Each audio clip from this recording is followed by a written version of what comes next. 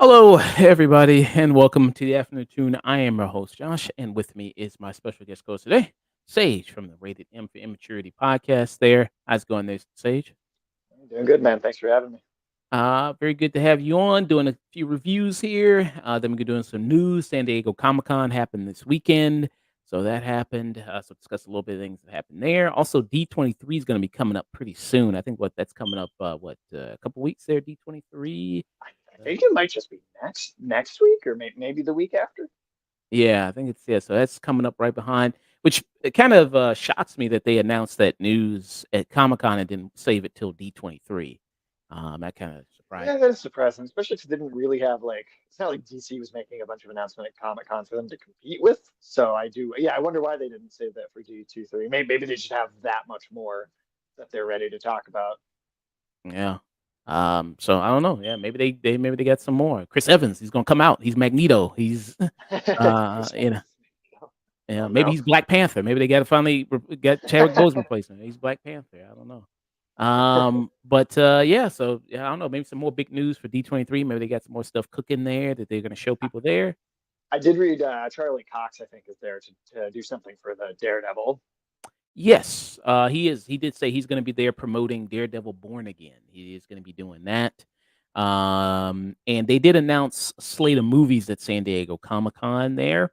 They announced their whole let me see, I'll pull up the picture real quick of the movies they announced there for the slate. Since we're already talking about I guess we're already talking about San Diego Comic-Con anyway there. Might as well get into that and get into the and other trailers there, like Creature Commandos there. They showed the trailer for that.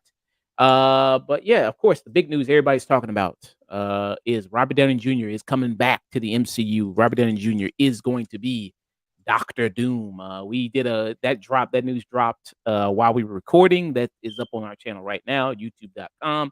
You can check it out. So yes, he is going to be Doctor Doom here. I know you dislike this news strongly. It's Um, got real April Fool's energy to it. Yeah. And some people were speculating, well, maybe it could work because, maybe he's like a Tony Stark variant that becomes Doctor Doom, and then that could work. But no, they I think officially said no, he is going to be Victor Von Doom. So they said that he is going to be Victor Von Doom. And with the thing, so they changed the Avengers movies. Before it was going to be like Avengers Kang Dynasty, but they changed that. They shifted, they pivoted because obviously the situation with Jonathan Majors with his trial, he was found guilty of assault there or something around there, around that territory. So some people said blame him. It's his fault. That Robert Downey Jr. there is is back as Doctor Doom. But yeah, so they're doing Avengers Doomsday and Avengers Secret War. So Avengers Doomsday will be coming out 2026, and Secret Wars will be 2027. Is the tentative plan for right now. So this is the slate of movies they have upcoming. So this is Avengers Doomsday, Avengers Secret Wars, Spider-Man 4, Shang-Chi 2, which I've heard actually nothing about Shang-Chi 2. I didn't know that I've heard nothing about that. But I like the first one. I thought the first one was pretty good.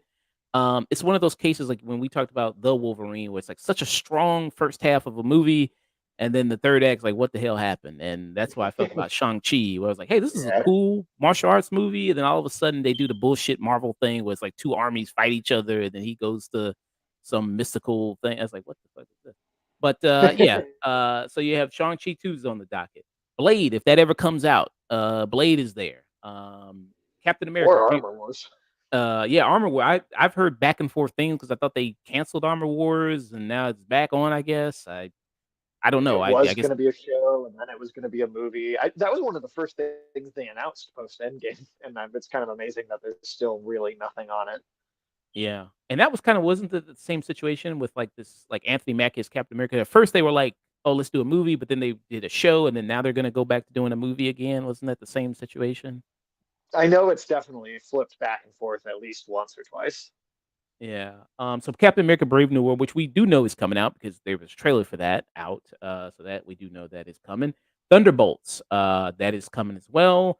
Fantastic Four. They showed some early footage there. They showed basically like some like a little bit of a teaser trailer type thing, stuff they kind of cobbled together. It seems like for San Diego Comic Con, just Yeah, like very early.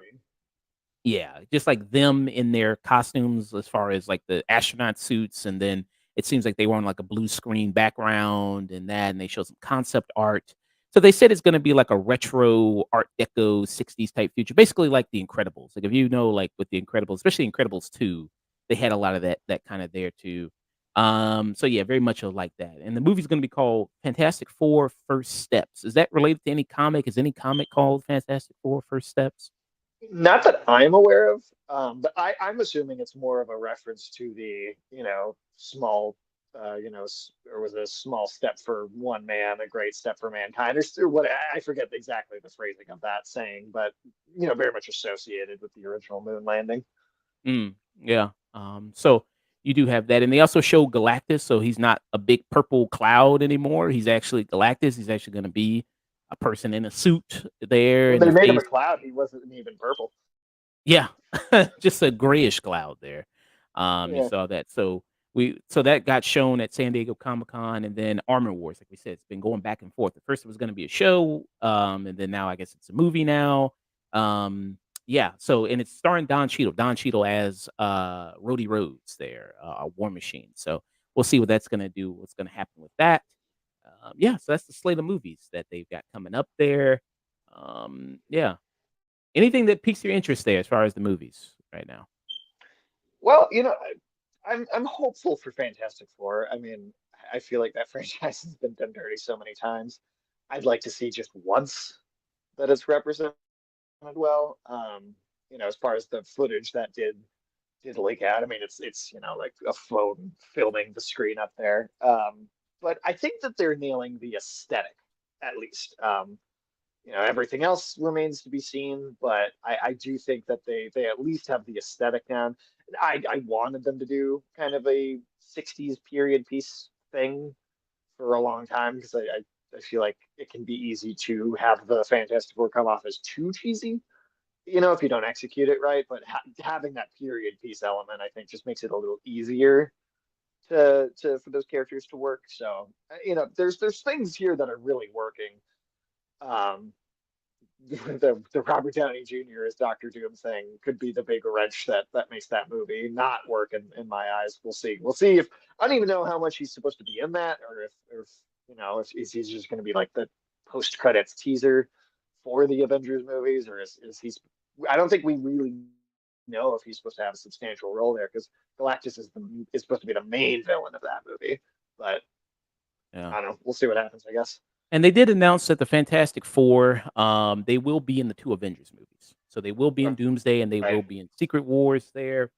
And with obviously Doctor Doom being a big Fantastic Four villain, I didn't hear if he was gonna be in the Fantastic Four movie. I don't think they said that. I don't remember if they said that or not. No, I don't think they did, but I guess I feel like at the very least he'll be like a post credit scene appearance. Yeah. So maybe they're doing the thing like you said. So I mean, I think it seems like it being set in like this other universe, this retro 60s type universe, Galactus will destroy that world. It's the reason why that actress from Ozark is cast as Silver Surfer because that was the same Yeah, situation. So yeah, because we'll see kind of a weird alternate Silver Surfer, and then we're going to get a more traditional one as well. I don't know if at the same time or later, but we know that they're going to do that kind of. We're going to see like a weird kind of different take on it first, and then move to the real one. So it's possible they're doing that with Doctor Doom. I mean, my hope is that it's their way of trying to keep the actual actor for Doctor Doom from leaking out, or to keep people from trying to figure out who it is. This way, everybody's distracted. Everybody thinks they already know, and then bam, 5 minutes into the movie, the real Doctor Doom either an assassination attempt takes out this fake one, or maybe he kills his own false representation. I just if it truly is what it is on its surface, and he just is Doctor Doom, there's nothing else to it, I will be very disappointed. yeah. So I don't know. Maybe they're playing a great fake out game. Maybe they are. I don't know. Maybe that's just Totally cope. possible. I don't know. Maybe we're It just might coping. be. Well, 'Cause I saw the Deadpool with my cousin yesterday, and I thought he made an interesting point that uh, before the Kang stuff seemingly got kind of shut down and halted, it was a Kang Avengers movie, and then Secret War was always the second part. And that is a Doctor Doom story. So he made an interesting point that maybe it was always meant to be like Kang Part One, and that there was going to be a bait and switch where Doctor Doom took over from Kang going into the second movie, and maybe they've just moved that bait and switch up a little bit. And because they don't have Kang, they're going to do two Doctor Dooms, so they can still kind of have that bait and switch.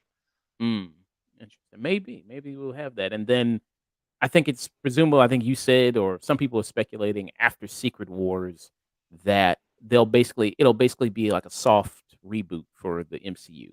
Because right now it's kind of Yeah. running into the situation where comics are, where everything's kind of so many movies, so many shows, continuity is running into each other, things that are canon that's causing issues there. So maybe it'll be with after Secret Wars that keep the stuff you like, get rid of the stuff you don't like, kind of smooth over some things there. And One of the and biggest aftermath elements of the Secret War comic book was there was no more Ultimate Universe, and Miles Morales had been kind of moved into the main world and then coexisted alongside Peter rather than his original origin of the Ultimate Comics, where Peter dies and he takes over. And then you have a relationship between both of them a little bit more like how it is in the game. So that is what the Secret Wars comic did, is it folded characters from different worlds into the main continuity. So I think this is for sure their way of getting X-Men and Fantastic Four into the main timeline. yeah, which people want. People are excited about Fantastic Four. They want people to get Fantastic Four right. They want to. They people been begging. They want to get it right. I don't know who's the director of Fantastic Four. Is it I forgot who's the director. Uh, I want to say Matt Sheckman. I want to say his Oh name. yeah, He uh, primarily like known for directing episodes of like It's Always Sunny in Philadelphia. So I'm yeah. wondering if he's bringing any of that energy to the Fantastic Four. I still want to see Danny DeVito as Mole Man. I still think that would be a lot of fun. Yes, you're right. He did do episodes of Always Sunny. He did 43 episodes of that show. He directed Yeah, he's more been on there episodes. for a while. Yeah, more episodes of that than any other thing on TV. So he's done a lot of TV work. He's done things like Psych. He's done things like New Girl, WandaVision. He directed 9 episodes of. He did Monarch. He did a couple episodes of that. So he's mostly been a TV director. He's Yeah, got a definitely. he's done a movie called Cut Bank. It was I've an not seen A20. that. It's an A24 movie. I don't know about it. Yeah, I don't know about it. But yeah, he directed, and it was with the Hemsworth brother, Liam Hemsworth. So he directed. So yeah. So yeah, you got that going on. So yeah, so that's the slate they announced. That was pretty much the big news there for them.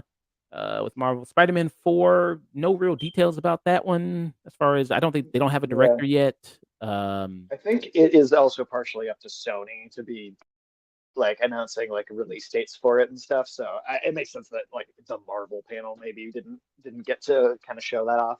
Yeah. So yeah, Spider-Man 4 there. But Deadpool and Wolverine, you mentioned you saw that. Yeah, That's the I big got movie. the popcorn bucket and everything. Got the popcorn. You were lucky enough to get the popcorn bucket and everything like that. Even Did they says have can also be used for popcorn on the bottom there. very nice, yeah. So they just was there also a Deadpool one, or did you just want the Wolverine one there? They didn't have the Deadpool one when I went to go get it, and I went like Thursday morning. I just took a trip just to get the popcorn bucket, and yeah, whatever. I haven't even seen what the Deadpool one is supposed to be because they just didn't have it at all. Yeah, because I guess every theater has their own Deadpool and Wolverine popcorn bucket. Like some have their own kind of different ones there. Um, It's almost like the like special editions of like comic books now. It's going to be like every theater's got a different weird popcorn fleshlight. so you got this one, you got the Oh, okay. Wolverine one here. I got this one. This is the one I got right here. Oh, that's cool. I don't know. When I got it, I was like, I got home. I was like, man, I don't want this shit. I wanted the other one. I wanted this. Kind of was disappointed there. So you got that one. This one, I guess, is one. Okay, yeah. It's okay. I wonder what theater's selling that one. So I guess this is the Deadpool one here with the mouth open. So that's the one. Okay. Yeah, I Yeah, didn't see that one at all. yeah. So you have that one. So each theater has their own like special things. They also have like, did you get the water bottle? They got like water bottles and all that type of No, art. by the time yeah, I didn't. I saw the water bottles there. I didn't really go for it. But by the time I actually saw the movie yesterday, the only thing left on the shelf was like Despicable Me popcorn buckets. I definitely wasn't getting one of those. Uh, Despicable Me there, but this is crushing. Of course, as many people probably already predicted, this is the biggest opening for any R-rated movie ever. It's already made, I think, over $400 million just in its opening weekend here. Yeah, actually, no, it says it's collected 205 million in its opening weekend, ranking as the eighth best debut of all time, ahead of 2018's Black Panther, and behind 2015's Jurassic World there. So this is That's got to be a number one for R-rated movies, then, yeah. yeah. So it did that oh, so yeah, it did. So let's see here. It says hold on. So it did rake in it says internationally Deadpool Wolverine captured 233 million. So domestically it did 205, globe internationally it did 233 for a staggering global tally of 438 million after 3 days of release. And it's already the sixth highest grossing movie of 2024. Wow. Um, where you think it's going? You think it's going a billion? You think? I mean, I think it's possible. I mean, I think I feel like it doesn't have. It's funny because it's like kind of picking up off the whole Fox universe, but somehow I feel like it does have managed to have less baggage than some of the other Marvel movies going into it. And I think it's just the nature of the Deadpool movies and how much just kind of pure comedies they are.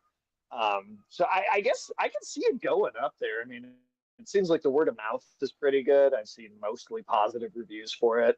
Um, yeah, I mean, I think it could be a billion. I mean, so far, what Inside Out 2 is the only $1 billion movie this Yes. year. I Yeah. feel like this could be the second one. I think it's Yeah. possible. What did you think about it? You saw it. What did you think? Yeah, I liked it. I have some criticisms. I don't think it's a perfect film, but I think the comedy works. I think the duo between the two leads, I think, works really well. Yeah, I've been talking about the movie a lot over the last just the night and today, and I think it an interesting thing that came up in those conversations was in Deadpool 2, I think there was a little bit of a mistake made where Cable is kind of this iconic duo partner character for Deadpool, and in the movie, it was kind of like, well, let's have Cable be chasing them Terminator style, and Deadpool's dynamic is going to be off this other character that Cable's trying to kill. And I thought that was the missed opportunity because it's like, I want to see Deadpool and Cable interact. So, in some ways, this movie is almost doing the Deadpool Cable dynamic, even though it's Wolverine. It's kind of capturing the Deadpool Cable relationship from the comics in a way, more so than Deadpool 2 did. Yeah. Yeah, I think that's Deadpool is good when he's got somebody good to bounce off of, good straight man. Yeah. That's what I liked about Deadpool 1. It had Colossus in it, and I thought that was really good. And then His, Deadpool his 2, bouncing off Vanessa is really good in the first movie, I think. yeah, that as well. Deadpool 2 just it was too much. Too many characters. You got the new characters, you got Cable, and then you got Domino, and then you got, the kid and all that other this is too much. And then also you got to bring also the old characters from the first movie in here too. It just was just too many characters, too much going on there. That movie suffered. This one, I mean, at its core, I mean, Deadpool and Wolverine, which is what you're coming to see the movie for, it does a good job at that. I think, the friendship of Ryan Reynolds and Hugh Jackman, they are friends in real life, from my understanding. That does carry over into the movie, and that chemistry does carry over. And I think they work well together. And I think they are pretty funny together there. In the movie, I mean, it made me laugh. I mean, it had some good laugh moments in there. I love the stuff with Nice Pool. I thought that was good. The conclusion of that was pretty funny. I love that. The Nice Pool there stuff. Yeah, what did you think about the I don't want you to maybe say because we're going to do a spoiler review probably this Friday. But what did Yeah. you think about the cameos in it? It's the thing where like I'm of two minds on it. Because I think some of that stuff it's the kind of thing where I kind of roll my eyes at it a little bit in Spider-Man and Doctor Strange. And it's not that it's necessarily being done particularly differently here, but I do think that it is, to me, it works better just because of the nature of Deadpool, what Deadpool is as a character. And I mean, I think even in this movie, I still think Deadpool is still pulled back a bit from how zany he is in the comic books, right? I mean, in the comics, he's like been referred to as like a psycho Bugs Bunny Looney Tunes character. And so there's a little bit more grounded feeling to his personality, a little bit more drama in certain places in these movies than I necessarily feel like is present in the comics. Which maybe that's a thing that makes this version better, right? In certain ways. But I think just Deadpool being such a comedy focused character, I think the cameos here, I wasn't necessarily like, woo, I'm gonna clap and stand up in the theater about him. Um, but I do think, to me, they work better here just in the context of what Deadpool is versus Spider-Man or Doctor Strange, where I'm like, I expect a little bit more dramatic story out of those characters. Um, so yeah, it's not, it's like I think you could still tell a story without necessarily using those for the nostalgia, but again, I think they work better here in this context just because of what character we're looking at. Okay. Yeah, that's a good point. And they do something with the characters, maybe more than something like in Doctor Strange 2 with the Illumawati and all that, and they're there to and I thought that scene was cool. I mean, them getting killed, I thought that was a good gore scene, as far as The big thing is you should have had Bruce Campbell as Nick Fury in there. That was the big missed opportunity. that would have been cool. Him as Nick Fury, yeah, that would have been pretty cool. Hasn't his character Ash been a part of the Marvel? Hasn't he done like a team up with somebody in Marvel before? There's like a comic book, so like there's the Marvel Zombies like alternate universe. There Yeah. is like it's like Ash versus Evil Dead, or the Ash versus the Marvel Zombies. So he's had crossovers with like that particular alternate reality. I don't, as far as I know, I don't think there's ever been like a main 616 universe Ash Williams crossover, but Here's there's he is with definitely been that at least. Deadpool right here. He's with Deadpool. Oh, well, there you go. I wonder how canon that is considered. But Oh, yeah. Okay. Out of all the characters, it makes sense why you'd be with Deadpool. yeah, I Um, mean, like I said, Deadpool really is a more of a psycho Bugs Bunny, Looney Tunes character in the comics. I mean, he's far more just absurd and goofy, I think. I mean, it's the big crux of drama for Deadpool in the comics is that he knows he isn't real. Like he's that's part, it's what drives him insane, is that he knows that he is a fictional character who's written and manipulated for the entertainment of people in another reality, being the audience reading the comics. And that's kind of the sad part of his character, which to me, again, like I like, his relationship with Vanessa in the movies, his relationship with Wolverine in this movie. But I sometimes I do wish they would go all the way with that element of the character. But I don't know, maybe it wouldn't work in a movie. I don't know. oh, it's this, and with this being a huge success as it is, already making $500 million already just in 3 days. People going like, well, okay, where does Deadpool now go as a character beyond this? How is he going to Right. be integrated into the MCU? What is he going to be doing? Is there going to be a Deadpool 4? I mean, because Deadpool feels like a character that works when other people are pulled into his universe rather than him going to someone else's universe. There, I think Wolverine. he'll I think he'll be like Fantastic Four, where he's established as being part of a different world. Secret Wars will collapse all that into one place. Yeah. Maybe they'll just Wolverine, is Hugh Jackman done? Is he hanging up the claws? Is he ever gonna come back? Uh I think he's not done. I don't think I don't think he's done. yeah. The big rumor is that with Secret Wars, they're gonna bring everybody back. They're gonna bring Hugh Jackman, they're gonna bring Tobey Maguire, they're gonna bring Andrew Garfield, they're Yeah. gonna bring everybody. Everybody you can think of. Everybody you've ever seen put on a superhero costume, they'll bring Howard the Duck from the old 1990s, man. They're gonna bring him back. They're gonna have him show up, team up with I could do without that. they're gonna team up. So everybody's coming back. I mean, do you lend much thought to that? You think that's gonna I happen? I think I think at least I think at least Hugh Jackman and Tobey Maguire. I think for sure. I think there's I think there's no way they pass up the chance to put those two on screen together in Secret Wars. I guarantee it. Yeah.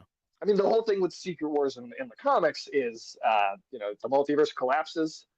Doctor Doom and Doctor Strange kind of create like a weird miniature world that's got like pieces from a bunch of different realities, and then at the end of that story, that kind of gets blown up and it becomes a bunch of separate worlds again afterwards.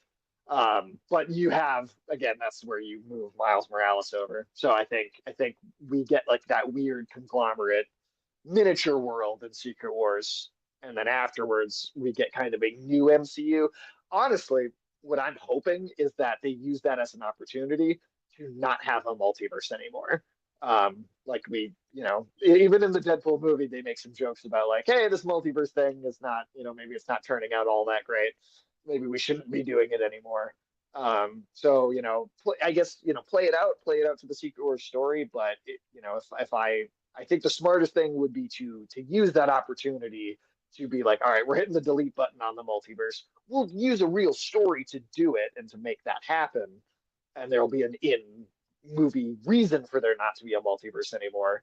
But I do think it would be smart to get rid of it or to use the opportunity to get rid of it. Yeah. Yeah, because that's what this new phase is called, right? Phase 5. It's the I think the multiverse multiverse. I think saga. 4, 5, and then I don't know if the Secret War stuff is considered phase 6, or if that's considered like 3 phases. But I know 4 and 5, at least for sure, are both kind of considered like multiverse saga. Yeah. And they've done what? Doctor Strange 2, Multiverse of Madness, No Way Home, this one. What Loki's the other big one. Loki, yeah, Loki Loki, which they show. do reference heavy in the Deadpool and Wolverine movie. I mean, that's one reason why I think I like this Deadpool movie at least a little bit more than, say, like Spider-Man No Way Home. Is I felt like Loki set up a grounded kind of structure for a multiverse story to be in.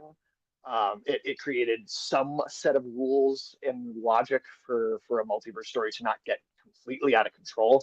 And then, that's one of the things that bugged me about the Spider-Man and Doctor Strange movies is this: that you set up this whole organization that kind of revolves around this idea, and then you do 2 multiverse movies with no mention of this organization at any point. And so I think this Deadpool movie works a little better than those, just because they used the pre-existing structure to make sense of there being a multiverse. Yeah. So we got that kind of coming up there. So I don't know. I don't know what the future is for Wolverine, Deadpool. What's going on? How they're going to be used in the MCU? Obviously, this is a huge hit. People seem to generally like it. I think the response has been pretty good on it. Um, I know a lot of people said the MCU's falling off, dead, whatever people want to say about it. Obviously, this is making a lot of money. Then with X-Men 97, like I said, dominoes, just got to keep knocking them down. Kind of got to keep Yeah. having things that people like there to get people interested If again. Fantastic Four is the winner, that'll be another big one to kind of carry forward. Okay, yeah, Fantastic Four, that's a big one. The footage there they showed. So again, I mean, if they can do a good one there, and that's coming out 2025. Fantastic Four, yeah, 2025. I think so, yeah.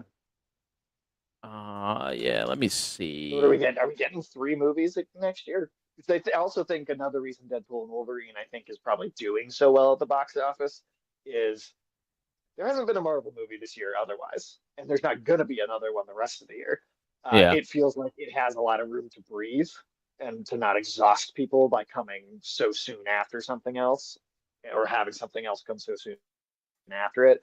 So I think that's also a factor in why it is doing as well as it is. true. And it's been because Deadpool 2 came out 2018, so it's been 6 years since the last Yeah. Deadpool movie. It's been 6 years. Yeah. Yeah. Also, let people miss a character, let Uh, them miss a character and not see him for a while. So it's yeah. okay to not get an update, constantly. Yeah. So this is the slate for if nothing changes, this is the slate right now for 2025 for Marvel movies. So the first one's going to be next year in February, Captain America: Brave New World. Then in May, it's going to be Thunderbolts. Then in July, it's going to be Fantastic Four. Then if I don't think this release date is going to happen, but Blade November next year. Yeah, there's no way that one's making it. Yeah. Then after that is going to be Avengers Doomsday in 2026, and then Secret Wars in 2027. So there's that. So if let's just say three, because Blade ain't gonna come out. Let's just say three. Three is gonna be coming out. And I'm interested in 2 of those. Yeah. Which are you interested in? Captain America and Fantastic Four? I'm interested in Captain America and Fantastic Four. I Not. the Thunderbolts one, I feel like it's just I don't know. I haven't been sold on them really doing that yet as a movie. I feel like it feels largely like a follow up to the Black Widow film, which maybe might be my least favorite thing that they've put out as far as movies go. So Really? That's your least favorite one? Wow. yeah, I mean, even Eternals, I thought maybe might have been a little more boring, but I thought it was slightly more competent, even if I thought it was dull. I really think that Black Widow movie might is like the bottom of the MCU. Yeah, and well, hey, at least Captain America: Brave New World, they're finally acknowledging what happened in Eternals. They get the Sentinel, and they're True. gonna, yeah, they're gonna like that's how they're gonna bring in adamantium into the universe. Is through that Yeah, and Sentinel. then Tim Blake Nelson as the leader too is coming back after 16 years. That cliffhanger in the Edward Norton Incredible Hulk movie. Yeah, he's coming back. Yeah, Edward Norton's he didn't come back, but he's coming back, and also Do you think they'll get Edward Norton and Terrence Howard to show up somewhere? in Secret Wars they show as multiverse. I mean, I I don't know. mean, Edward Norton might, I guess. I mean, he might like the check, but I don't know. yeah, Terrence Howard, I don't know. He Terrence seems Howard pretty. might. He probably wouldn't be allowed near the set. He seems pretty bitter after what happened Yeah. at Iron Man. I think that the issue was like, I think a contract dispute. I think of like he wanted more money or something, and then Yeah. Well, my understanding is he wanted a bigger paycheck because Robert Downey Jr.'s paycheck increased from Iron Man 1 to 2 significantly. yeah, But um, if I remember right, I'm pretty sure that Terrence Howard had the biggest paycheck of the cast in the first movie. So mm, it's not like he was snubbed in the first film. It's just like, hey, it's a sequel. First one did well. Top title character actor is going to get a bigger paycheck because I mean I don't know. It seemed weird that he would be so stingy about that. But yeah. I don't know. He makes it seem like Robert Downey Jr. kind of screwed him over or something. I don't know all the real details. I don't know. Maybe there's something that happened that we don't know behind the scenes, well, we interpersonal know relations. he's invented his own new kind of math, so maybe he's going by that when he says he wasn't getting Yeah. paid enough. Yeah, maybe he's doing that. He's doing that Terrence Howard math. You know what I mean? He instead of multiplying, he's going, instead of one times one is two. He's going one times one is two instead of just the one. That's maybe how he's doing the contract. Maybe he's not adding right. Yeah, He's not multiplying right there. So yeah, so 3 movies coming out this persecuted like Copernicus. year. Yeah. So other stuff came out San Diego Comic-Con there. Creature Commandos. Talk about some DC stuff real quick. This is Yeah, the James Gunn animated show. This is part of his whole animated universe there. I mean, or DC universe. So these superheroes kind of coming out there. it's kind of the first real thing we're seeing. I mean, he did do the Suicide Squad movie and the Peacemaker show, but I don't still don't know how canon those are. But this is like the first real entry in his rebooted universe. Let's take a look at this trailer. I haven't seen this trailer. Let's take a look. General Flag. This is Belle Reeve And you have Viola. for over 50. The plan is that all the actors who play them in the movies will voice the characters in animation. That's at least. Yeah, so this is Rick Flag Sr., the father of the character that we see in the Suicide Squad movies, and he's being voiced by Frank Grillo, I believe, Yeah. in here, and then Frank Grillo will return to play him later. Yeah. Who people might know, he played, what was it, Crossbones or Skull? Crossbones. Yep. Crossbones and Winter Soldier. And then he was also in Civil War there. 50 years, only those at the uppermost levels are aware of its existence. I thought Congress put a stop to all Task Force X activities. Congress said you can't use human prisoners.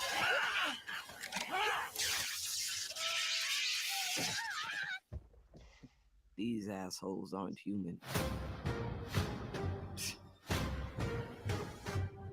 You smiling Yes. sarcastically? That's Alan Tudyk there. Huh. He's pissing! So do you know these characters as well? I'm not super familiar with Creature Commandos. I've Is your really new just read task about force. them and looked at images from the comics. A lot of them seem to be very focused on, Let's call it task. your Frankenstein, Wolfman, Dracula, Also actually known as- fighting Nazis in World War II, and being, I guess I don't know when the comics first came out, but certainly closer to that time than now. But this definitely seems to be setting up where maybe they did that back in the day and they like haven't gone out and done something since, and so they're kind of being brought out for the first time and like since World War II was actually happening. Um, Mm. But yes, I mean, it seems like a really promising idea at least, and I think this is the thing. One of the things I really appreciate about James Gunn is, you're going to put out your first two projects for your universe reboot. One of them, Superman, mainstream character that people are familiar with, and the other one is Creature Commandos, which I feel like is certainly is not mainstream. Okay. And I saw the bride. She gave the finger there, so I don't know if it's gonna be maybe they're gonna go R-rated, like Harley Quinn show, maybe. I bet it'll at least have the R-rated violence going on because I mean it's going to debut on HBO, so. Yeah. So you have let's see here, who's this? It's a Rick Flag Sr. as we mentioned there. You have Sean Gunn, who James Gunn always got to hook his brother up there. He's gonna be GI Robot there. You also have David Harbour, who's Probably also doing the weasel growling, I'm assuming. yeah, he's also Weasel as well. Yeah. Who also, yeah, he showed up in Suicide Squad. He also did the body work. He also did the work for that. You have David Harbour here, who's Frankenstein. People know David Harbour, Stranger Things there. Also in the MCU, he's getting that double check, getting that double superhero check there. Good on him. Alan Tudyk is Dr. Fosterus there. You also have Indira Varma there is Frankenstein, who's also in there, and Viola Davis, who's returned as Amanda Waller there. Yeah, you also have Steve Agee, who's John from Peacemaker show. He was the Argus agent, so Mhm. he's also returned there from Peacemaker. Yeah. So it says, following the events of the first season of Peacemaker, Amanda Waller is no longer able to put human lives in jeopardy for her clandestine operations as she did with the Suicide Squad and Team Peacemaker. Instead, she assembles a Black Ops team of monsters called the Creature Commandos. Um, So it does pick up somewhat directly off of the Peacemaker yeah, series then. yeah, and they are doing Peacemaker season 2. They are doing season 2, and I think they said Yeah. that Joel Kinnaman will be in Peacemaker season 2 as Rick Flag. I guess as like a flashback, or like him talking to him as a Maybe ghost. seeing visions. Yeah, visions or something Yeah. like that. I know they're also doing like yeah, I think it's just called Waller, but like an Amanda Waller like mini series as well. Okay, they're also doing that. Who I do love, Viola Davis is Amanda Waller. I do really like her. Perfect I'm glad casting. if any of the actors they carried over, I'm glad she's one of them. Yeah. So what do you think? I mean, James Gunn again. It seems like, is he drawn too much, back to the well with a weird group of people band together? He did it Suicide Squad. He did it with Guardians of the Galaxy. He's doing it again here. What do you think? It's just too much going to the well again, or what? I mean, it certainly it could be, but I feel like I've yet to see him do it badly. So I don't know. I think it's certainly it's a pattern that it could potentially wear itself out by just doing the team thing maybe too many times. But I do feel like as of yet we haven't hit that moment just because I feel like we haven't seen them do it poorly or do it so frequently that it just becomes obnoxious. Like every year you see in 2 to 3 collective like outcast team up stories. Those Guardians movies were all years apart from each other, and this will be at least it's not a sequel to Suicide Squad. It is a different set of characters. So I guess we'll see. It's possible that maybe some of those dynamics present themselves, but so far I feel like this looks different enough. It's also nice just to see it. It's animation that's adult oriented that isn't like purely just like a Family Guy, Rick and Morty comedy series. Though of Yeah. course I'm sure there will be a lot of comedy in it, but Who's the Shape of Water chick? I don't know. I don't think I mentioned her. I'm very much like a Creature of the Black Lagoon type. Like I Okay. said, I'm not super familiar with these characters directly. I've just read little blurbs about some of them, but Yeah. I think I definitely don't. that type, that archetype. Okay. Creature of the Black Lagoon. Yeah, like you mentioned there. Shape of Water there. They even got a bathtub scene, just like in Shape of Water. They got that there for people I hope who it doesn't end the same way. who are into that there. So yeah.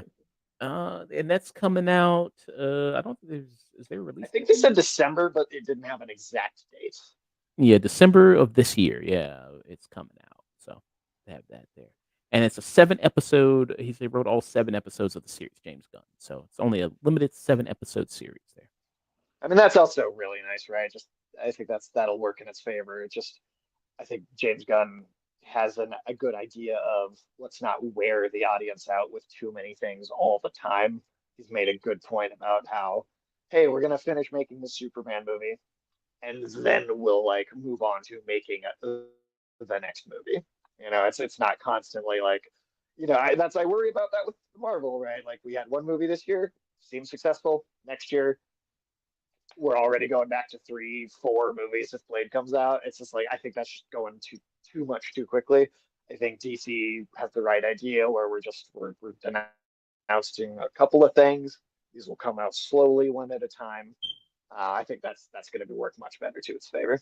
And so this is part of DCU's Chapter 1, Gods and Monsters. That's the first chapter there of this. And so in that slate, it'll be Superman, Supergirl, Woman of Tomorrow, The Authority, The Brave and the Bold, and Swamp Thing.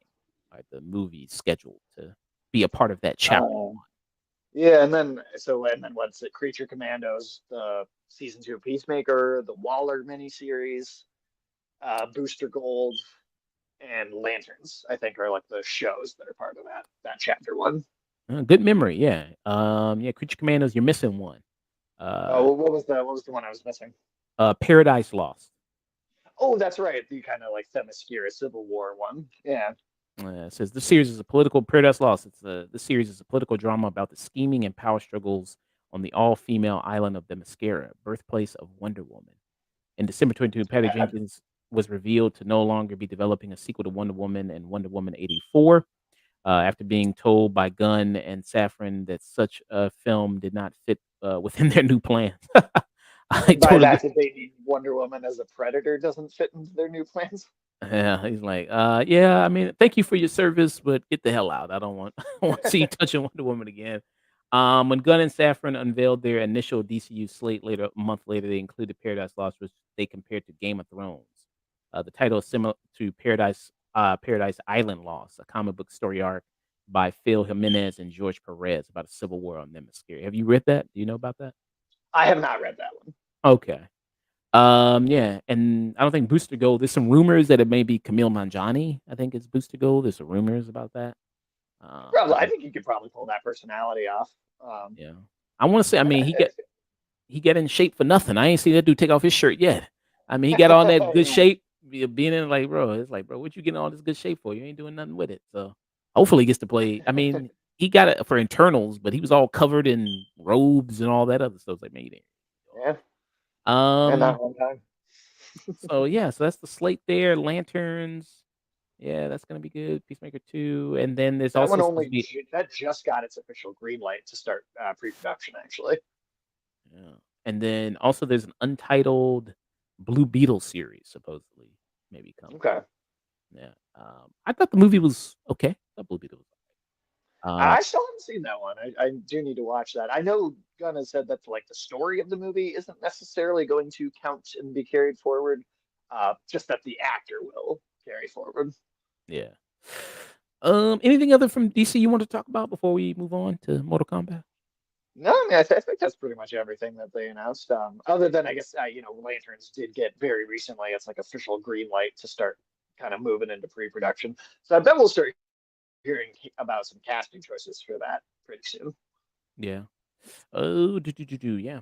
And I know that the Penguin show is coming. I know that's coming pretty soon.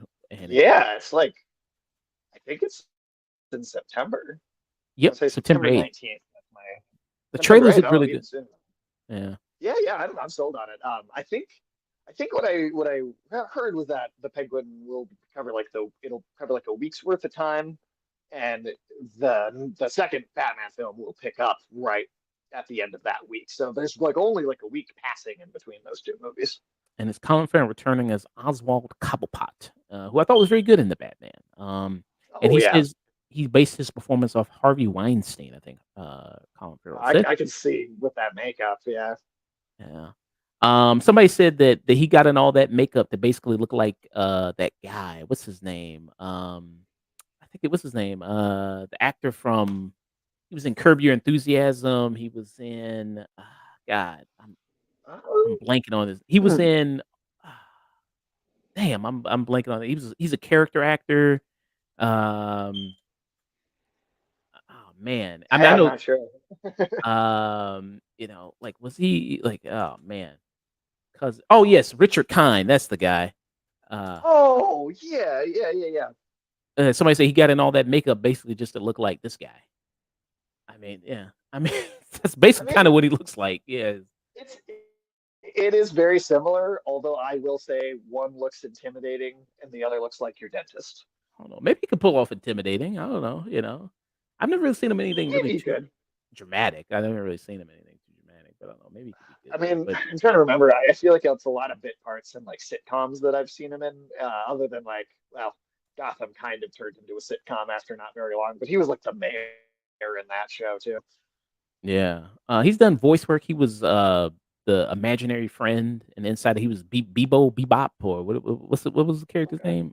Bing Bong, Bing Bong. Uh, Bing Bong. Okay. Yeah, I yeah, I honestly didn't remember. yeah, Not a great example of intimidating though.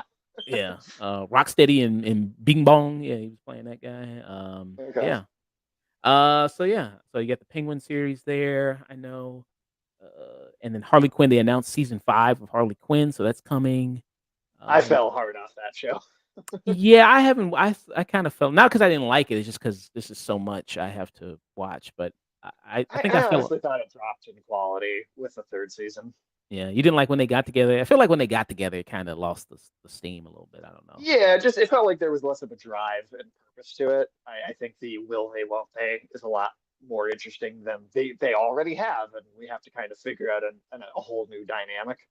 Yeah. Um. So there's that Kite Man. He's getting the show for some reason. Kite Man. Yeah, I think the premiered already, right? We were just talking about watching that earlier today. I haven't yet though. So that's a spinoff from the Harley Quinn show. Okay. Yeah, there you go. It's been Kite sold Man. to me as like Cheers, but Kite Man. Okay. So Kite Man, he's got his own show. Uh, I know they announced Batman 2. So Batman 2, I think they already announced Batman Yeah. 2 is coming. So they already did that. All right. Let's get into Mortal Kombat. So that was another thing come out of there, the expansion trailer for Mortal Kombat. Are you still playing Mortal Kombat pretty heavy? Yeah, I'd flip it on probably at least once a week and go through like an arcade ladder. I mean, Okay. I remember, back when that was literally all you can do, and you could only pick from like 7 characters total. So for me, as long as I can have fun with that, I don't necessarily need new content all the time for a fighting game. Sometimes I think it can be too much sometimes when they put a lot of new content out. You get a little microtransaction heavy. That's one of the big criticisms with this game, right? Is that that online cosmetic store for like skins and costumes and stuff, and it's very overpriced, the stuff that they put on there, and it just seems like previous games in this franchise, you just got some costumes because you paid for the game. You weren't spending like $10 to get a skin. Um, I think that's a super valid complaint a lot of people have about the game. It doesn't bother me maybe as much because I just ignore that part entirely and I just don't engage with it. But I mean, I think all this new stuff here, I think this looks pretty good. So this is The Cyrax and Sector, right? And then Yeah, they've gender bent those characters because it's a whole different reality or whatever, and you still have kind of the original iterations of them as like creators of their own realities because Mortal Kombat's gotten that ridiculous at this point. Nah, yeah, you got Noob Saibot looking like a Monster Energy drink over there. yeah, he does look like a monster energy drink there. And people said this is probably the most sauceless Noob Saibot ever right here. Uh, I don't know. I mean, I think his design is not maybe my favorite for him, but I do think his voice is maybe the best it's ever been. okay, let me look at his he talks where right here a little bit. Yeah, somewhere right around there. Is chaos. All must embrace it. Yeah, and in 11, he was a little too scratchy voiced for me. I can hear it because he sounds more like he did in 9 again, which I much prefer. As you remember. Okay. And then people were complaining Cyrax and Sector, it's not like actual robots. They're like people in like suits. They're like they're in Iron Man suits there. Do you like It's that? a little bit. I mean, to be honest, that's not the first time they've done that. Back in Deadly Alliance, which would have been the 5th game. That was like the first one that didn't come out in the arcades. The version of Cyrax that was in that game also had like kind of his faceplate like kind of opened up, and he had like a more human body that had been restored and then armor placed on it. So it's not the only time they've ever had that in the franchise. So I mean, it doesn't bother me. Also, with Mortal Kombat, the big thing is I just don't think you can take this world all that seriously at the first place. Every single game does something completely different with the characters. They all look completely different every game.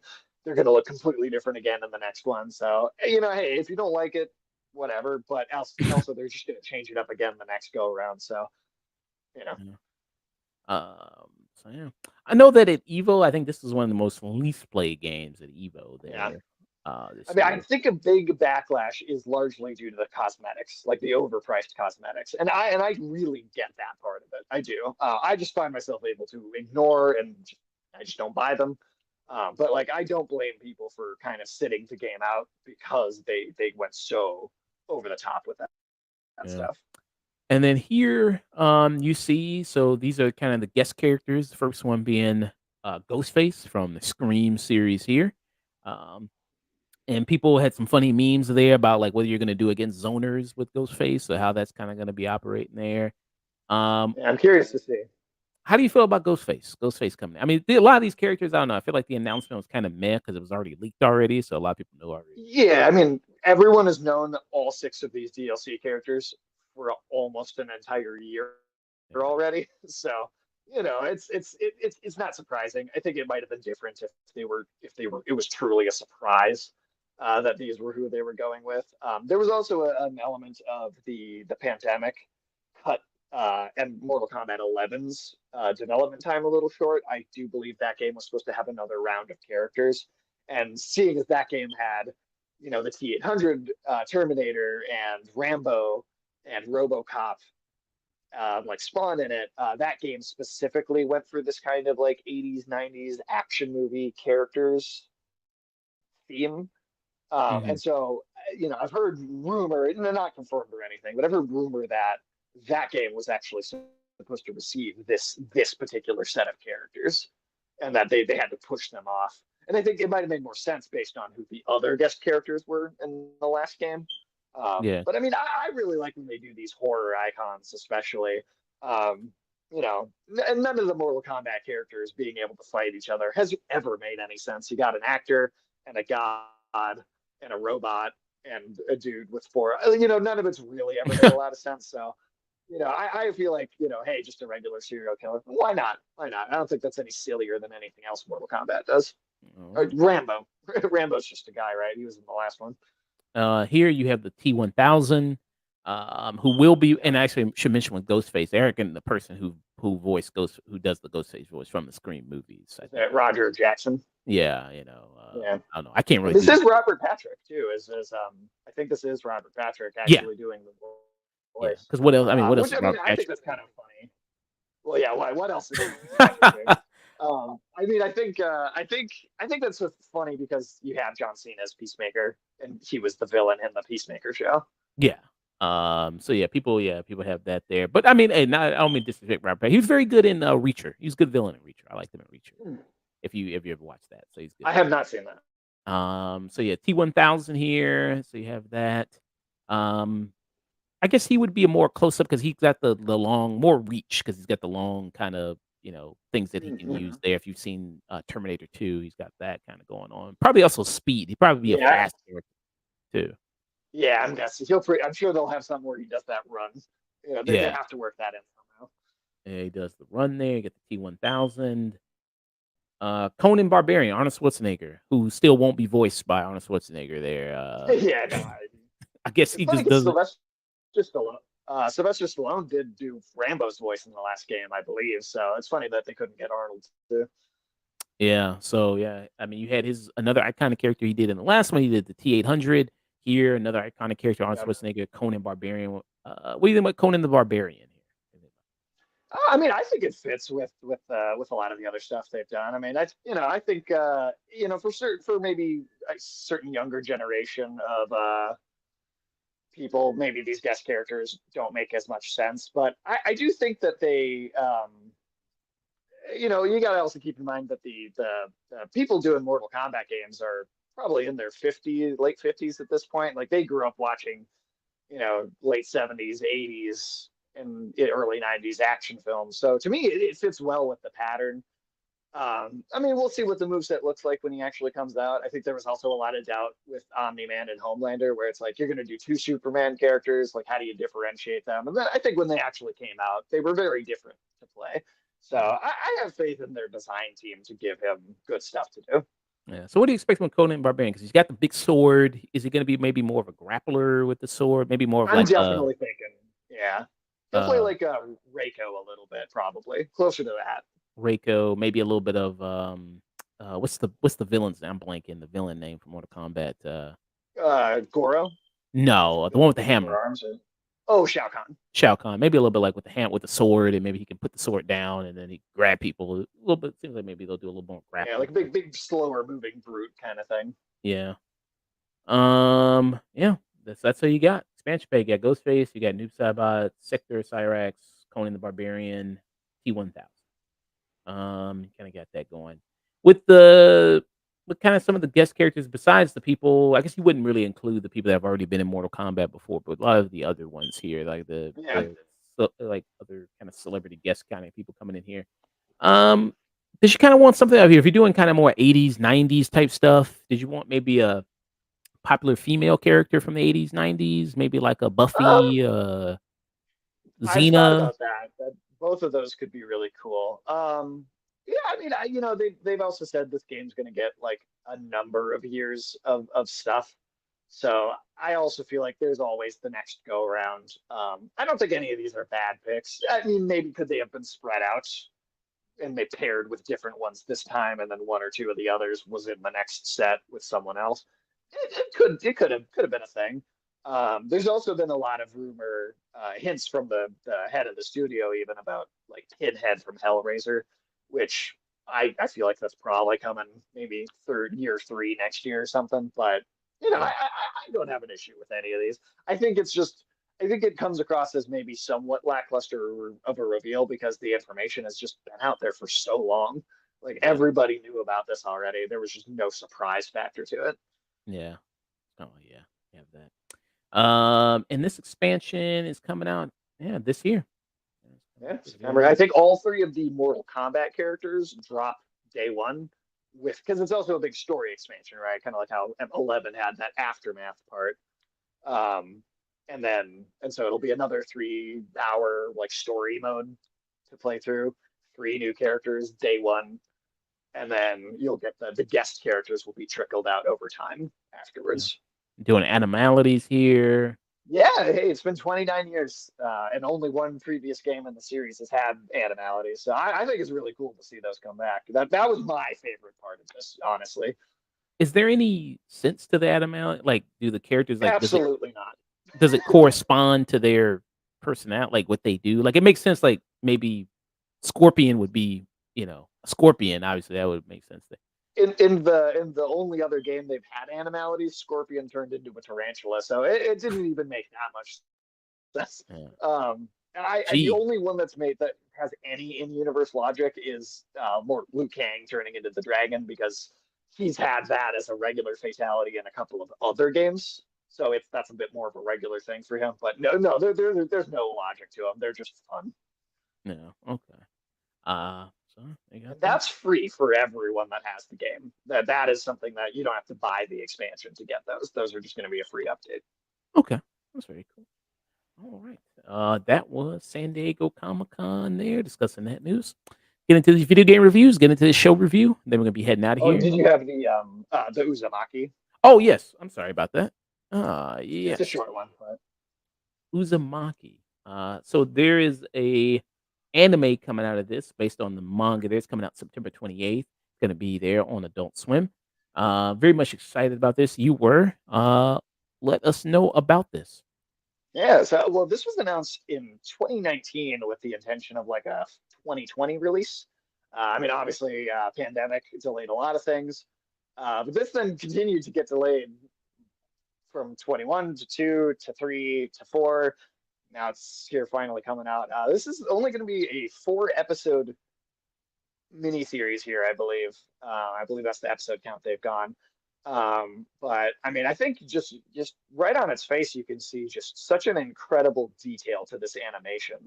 This is based off of probably Junji Ito's most famous manga. He's a big horror creator in general. He's done a ton of books like Censor and Ramina. But Uzumaki's probably his most famous. Uzumaki is the Japanese word for spiral, and it is like this kind of he really dabbles in some of the kind of cosmic horror, something like maybe H.P. Lovecraft type cosmic horror, where it's more about kind of not being able to comprehend or understand the forces at play here. So it's a town cursed by like the concept of spirals.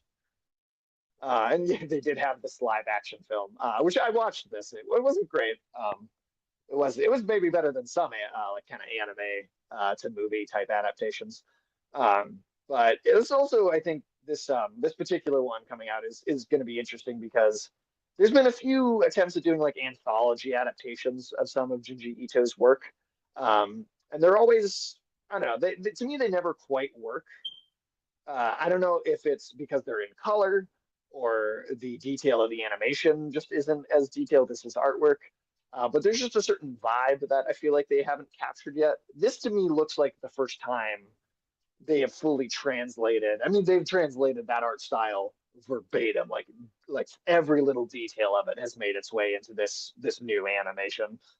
Which I can see why it took 5 years to make 4 episodes, because I don't know if I've ever seen any comic books art style translated so faithfully like that.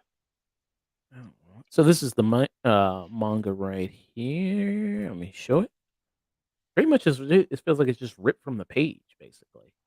Yeah, I mean, it really does look exactly the way it looks in the book, which I think is really impressive. And I think keeping it black and white in the animation is also a very stark and very noticeable choice.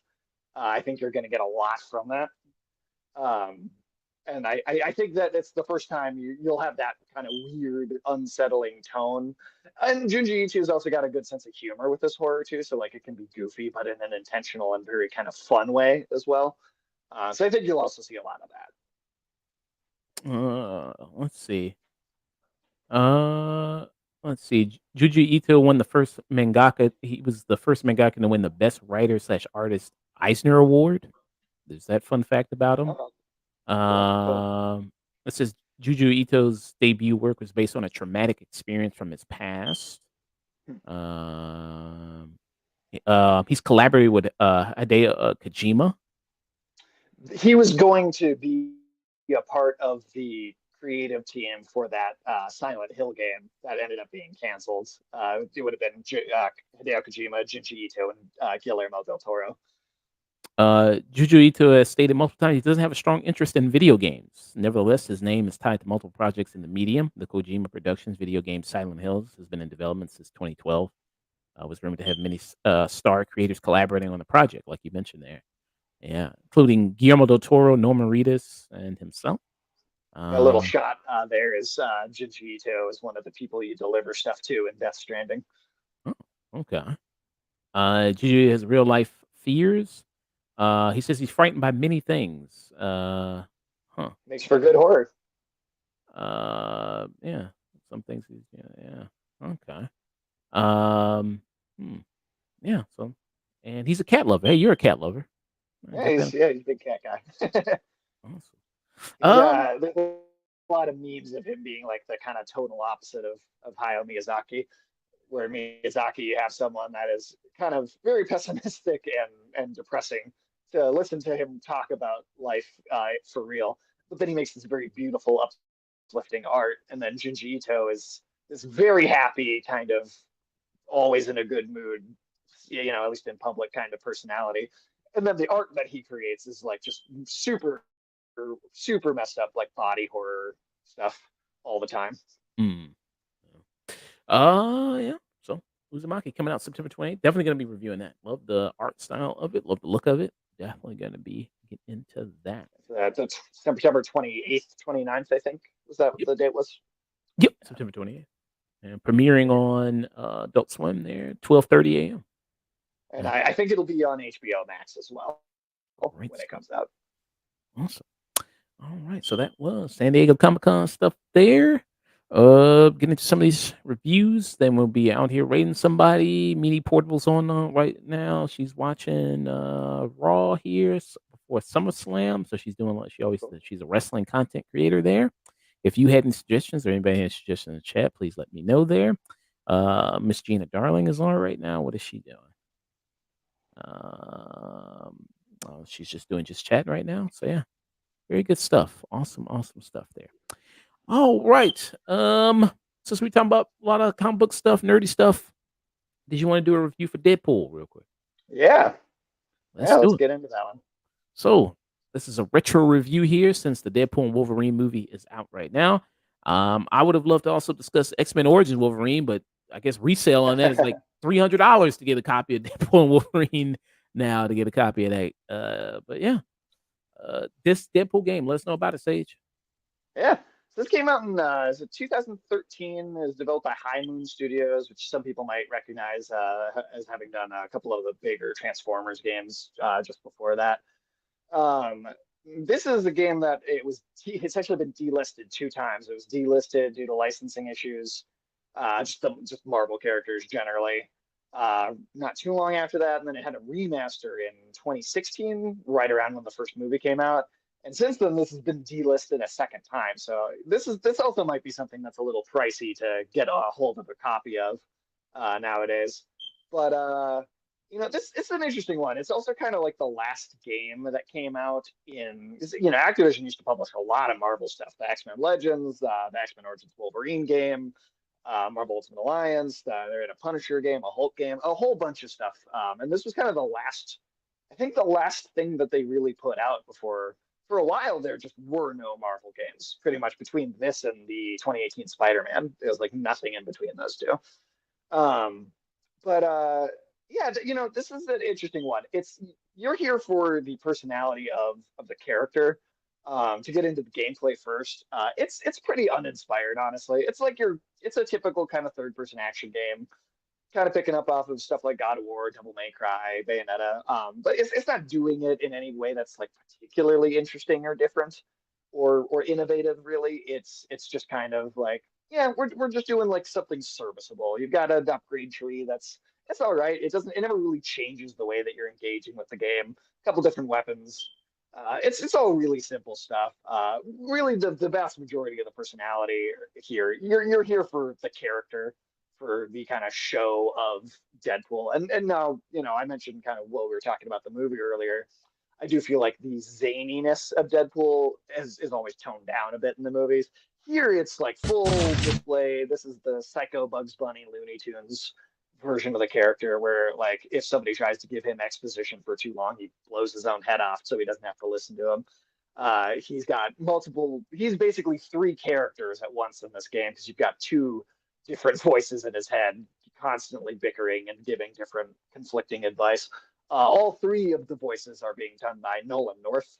And the game itself starts with Deadpool bombing the High Moon game studio to threaten them into making a video game about him, then getting the script in the mail, drawing in crayon all over it because he can't read, and then calling Nolan North on the phone to threaten him into doing the voice of the character. So like the meta of it is going it is going as far as you could take it pretty much. And then half the game he doesn't know what's going on because he didn't read the script. But here I think you actually get stuff like Deadpool and Cable playing off of each other in a more significant way than say you got in the Deadpool 2 movie. You get his dynamic with Cable, a bit with Wolverine, catches like Rogue and Psylocke a little bit. And then one of my favorite elements of Deadpool that's definitely not translated, and I don't think we'll ever see translated to the movies, honestly, is his weird kind of like will they, won't they romance with the Death character in Marvel Comics, like the same kind of primordial death figure that Thanos worships. Which to me has always been a really funny part of the comics because it's kind of a weird love triangle, and I don't think there's a character that Thanos hates more than Deadpool.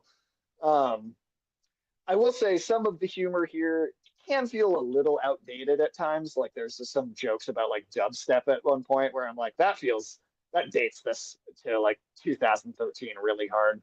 But for the most part, I think it keys into the comic book Deadpool humor really well.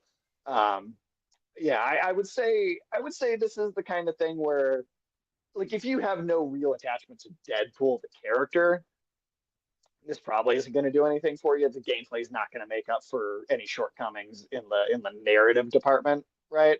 Um, but if you're a fan of Deadpool at all, even tangentially, I think this does nail. It feels like the comic book character like exactly walked out of the book onto the screen for the game.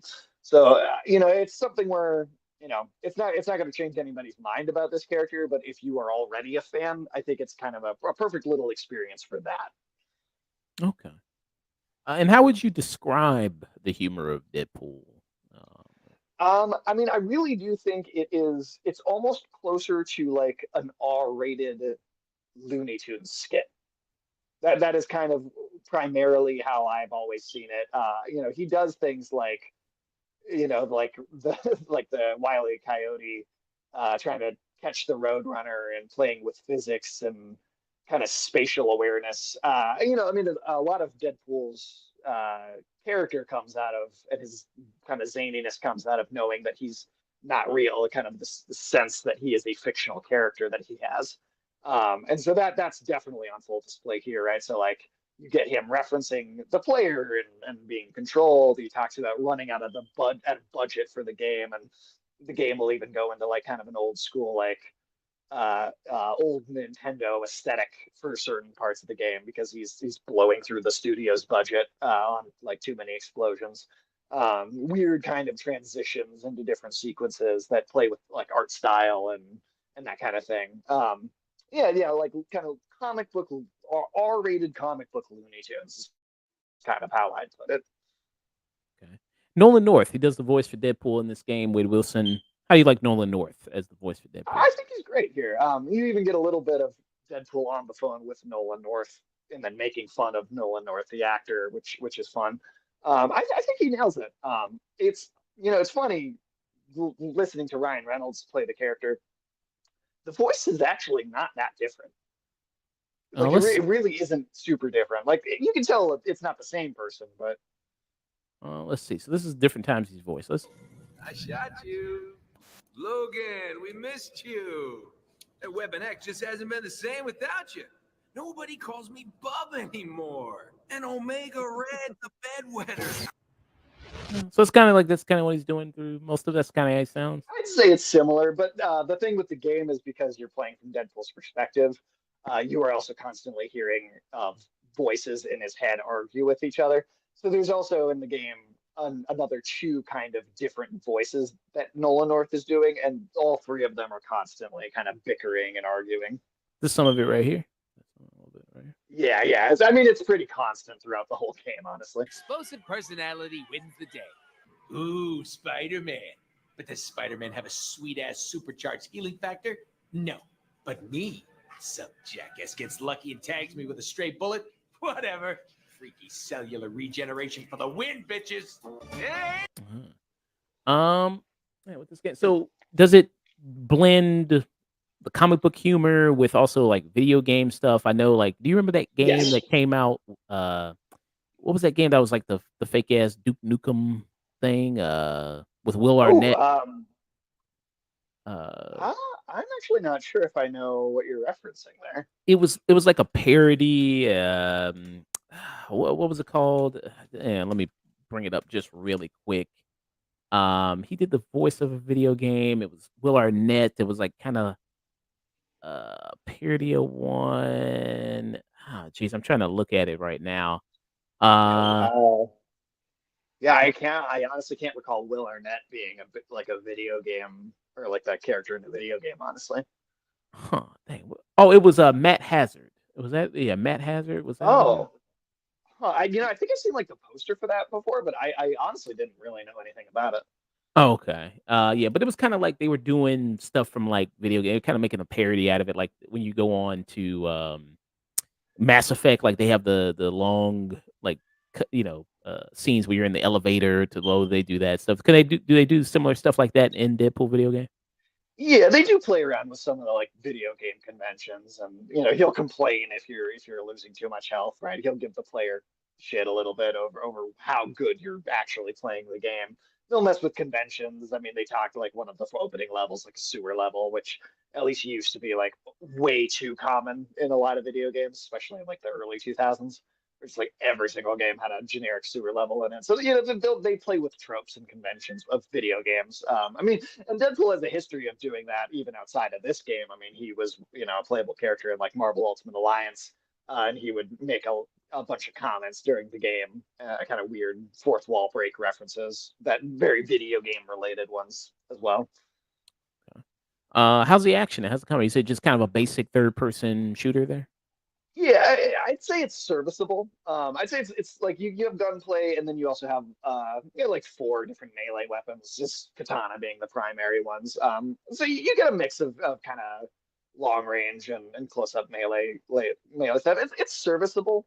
I'm not gonna say that it's bad, but if it didn't have the humor and the Deadpool character, like if you put some original IP to this gameplay, I don't think anybody would really care or be that interested in it. It's serviceable enough, but it really it doesn't make a mark very much in and of itself, at least.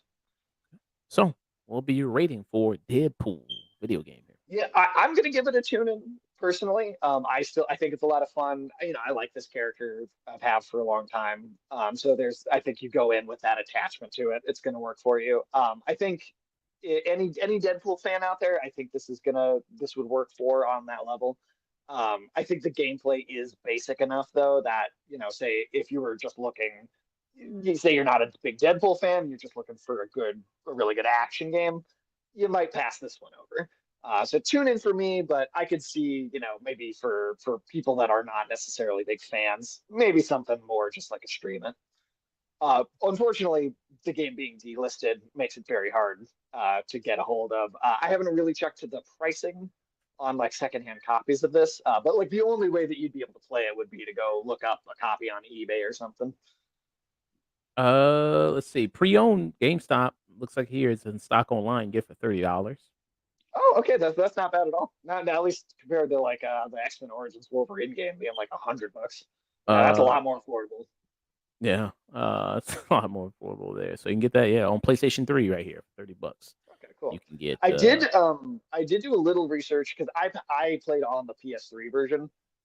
It's just what I had. I bought it when it came out. But they did do that remaster for PlayStation 4 and Xbox One, and I've actually heard that version of the game, it's possible it got patched, but at least on release, that remaster actually ran worse than the original PS3 version. So at least from my understanding, if you do want to pick up a copy of this and play it, I would go for the PS3 or 360 iteration of the game. So tune in for Deadpool the video game. I'm gonna get a Wolverine game pretty soon. Wolverine 2026, I think it was 2027.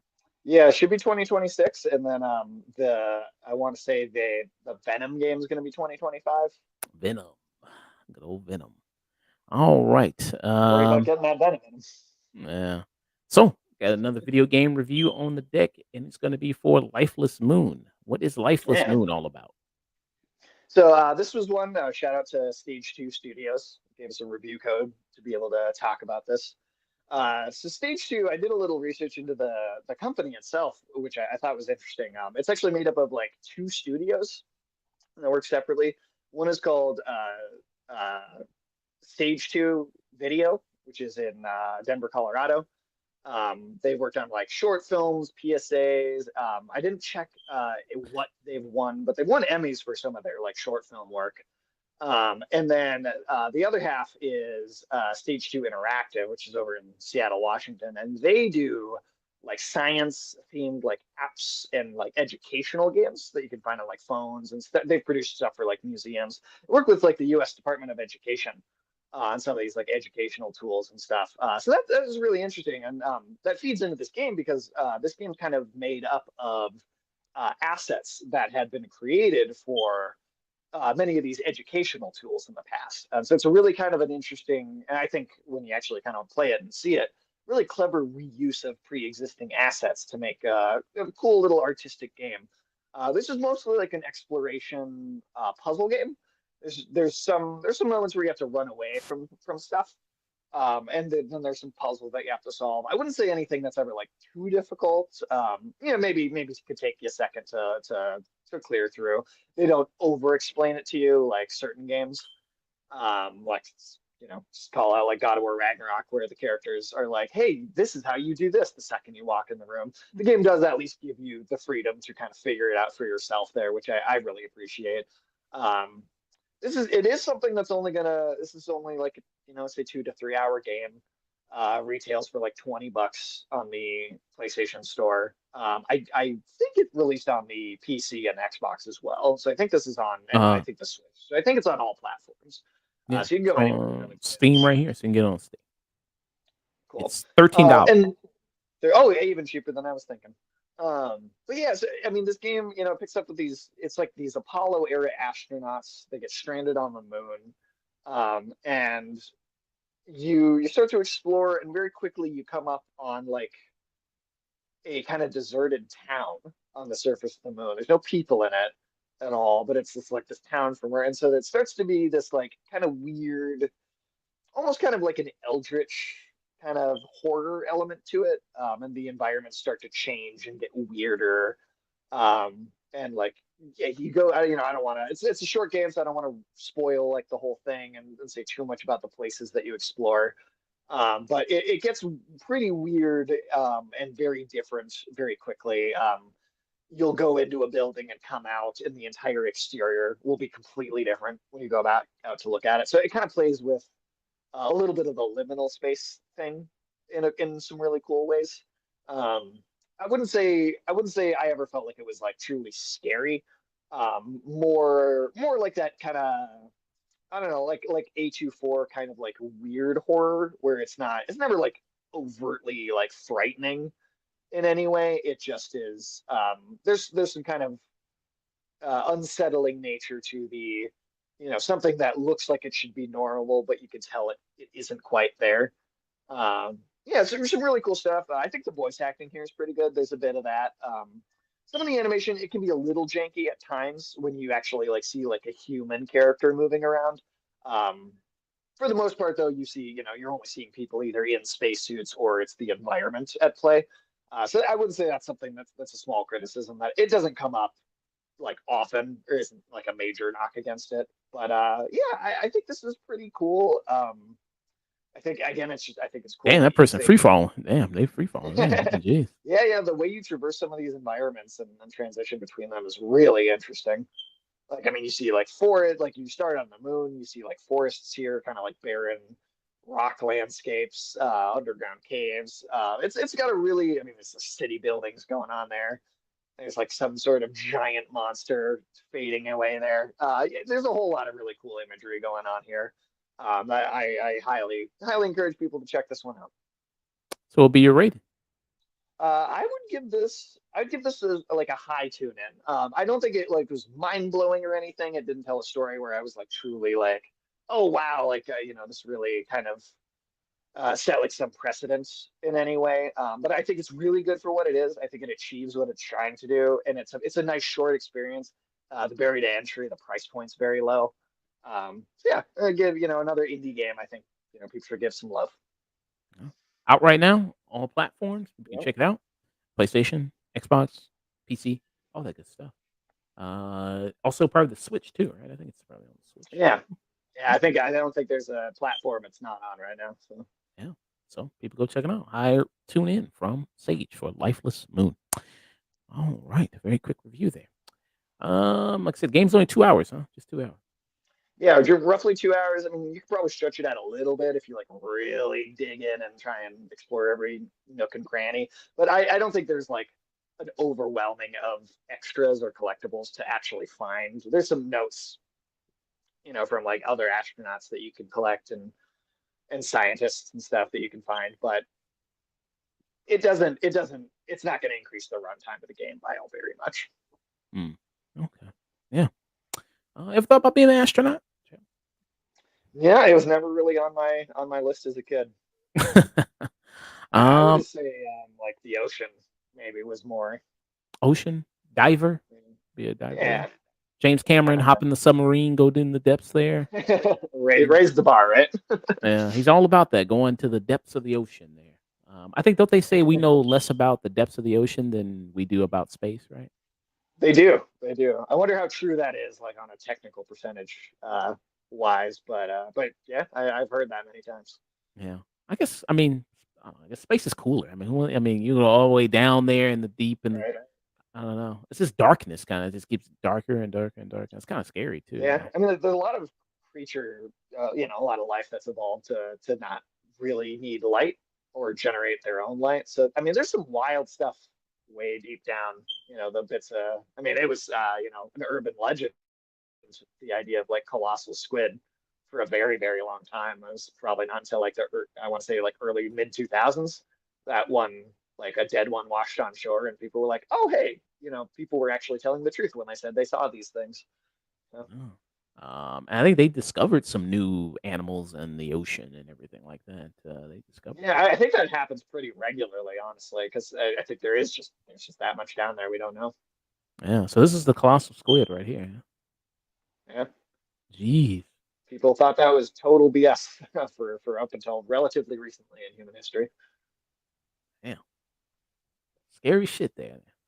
And Man. they likely go all the way down as far as you can. It's likely that that's not even as big as they can get based on the pressure down there. No. And anyway, it's probably also with the pressure. These are strong creatures too. Very strong. Oh, I can imagine they're very probably could not get away from one of those if it got a hold of you. Jeez. Yeah. Crazy stuff. All right, let's get into this TV show review. Then we're gonna be out there rating somebody. Making good time. Not that long. So making some good time here. So let me pull up my notes for this. Been meaning to review this for a long time. Yeah. Very good. All right. So our final review of the day is going to be for a television series. I've been meaning to review this for quite a while now. This has been over and done with. But Shogun. Shogun is a TV series that came out this year. It ended in April, about mid-April there. And right now, it is the most nominated show for primetime. It has the most primetime Emmy nominations at 25. Right behind it is The Bear at 23. So this was a big. I don't know if it'll be a big winner, but it was a big nominee at the primetime Emmys there. Many people were raving about this show, talking about this show, going like, "Man, you got to check this show out. It's the best, new thing on TV right now." And this is based on a 1975 novel by James Colville there. And they did a version of this television series, 1980s miniseries there. They did it way back then. So this is kind of like a little bit of I guess, another adaptation. I guess you wouldn't say remake because it's based on a novel. So I guess you wouldn't say remake, but another adaptation, I guess you would say. So you kind of have that there of this. And what is it about? So it's kind of colliding of cultures here. You have a character by the name of John Blackthorne who gets his ship gets wrecked. He gets washed up on the shores of Japan. And the John Blackthorne character is based on a real life figure there. The real life figure of an English navigator by the name of William Adams. So that's kind of like you do have some real life history precedents there. And a lot of people in this show are based on real life people in history, like the character of Hiroki Sanada there. He's much very based on a real life emperor that ruled in Japan. And so you have these clashing of cultures. He comes washed up. Of course, they hold him as prisoner there because he's a foreigner. But he kind of finds a way to integrate into Japanese society and then kind of finds a place amongst this war kind of going on that's happening, the civil war happening within the Japanese people. I'm very much of a person who's trying to stay in power, maintain power against oppositions there. That's very much of Sonata's character. He's playing Lord Toriga. How you say the last name? It's Toranaga. Toranaga there, playing Lord there. Who's trying to be the Lord. I think the main title is the Domo, I think is what it was, or the Yeah, I think so. yeah, and he's one of the 5 regents there, the people that control, but he wants to be basically the head, basically the top of all those, and tries to basically work out a master plan in order to do that. And this is going to be spoilers, by the way, there for this in case anybody who hasn't seen it. But highly recommend checking it out. Highly recommend checking it out, watching it, then coming back there. People have described it as like another Game of Thrones type show here. that you can also watch if if that's kind of type of your thing. So I'm gonna give the Sage here. Sage, what are some of your quick thoughts about Shogun here? Yeah. Well, as you mentioned, right, it's, you follow this Englishman that washes up in Japan. It's also kind of taking place right around when like the Portuguese trading routes are being established in Japan. And then, I mean, personally, I think that's one of the most interesting kind of ways to do historical fiction is set during a kind of unique moment of cultural crossover where you have people from different places kind of clash and how those sensibilities work themselves out. So kind of right off the bat, it's interesting to me for that reason. But then, just actually watching the show, from the costumes, set design, I mean, I noticed like little to no real like CG, right, special or computer generated effects at all. Everything here is done very practically. You mentioned like, it might appeal to people that were a fan of Game of Thrones. And I think that's true. I mean, I think this nails the kind of political subterfuge element of all that. I think it does that really well. I think it's more interesting, I think, than at least certain parts of something like Game of Thrones, just as an example. But I mean, the cast here sells this really, really well. I mean, I think you have kind of a main trio, I'd say, of actors that kind of probably are the main characters. You mentioned two of them already, but I think Anna Sawai, I want to say, maybe is the one I found like especially captivating. Yeah. There's just this is an interesting way that she displays her emotions, I think, to the audience really clearly, but while also being very reserved and polite in the way that like the Japanese cultural norms require of her. So she's hiding what she's thinking from the other characters, but kind of expressing it to the audience in a way. I found it to be a really interesting performance. Yeah. So the budget on this show, so it says $250 million. I think is the reported Okay. budget for this show, and this is 10 episodes here. And from what I understand, the novel is pretty short. It's pretty, and they Yeah. did most of the material in this first season. Actually, it was only supposed to be just this one season, but you know how that goes. I guess the insane popularity of the show. They were like, well, maybe we can do a little bit more, reach in the bag, maybe do two, I'm three concerned seasons. about that.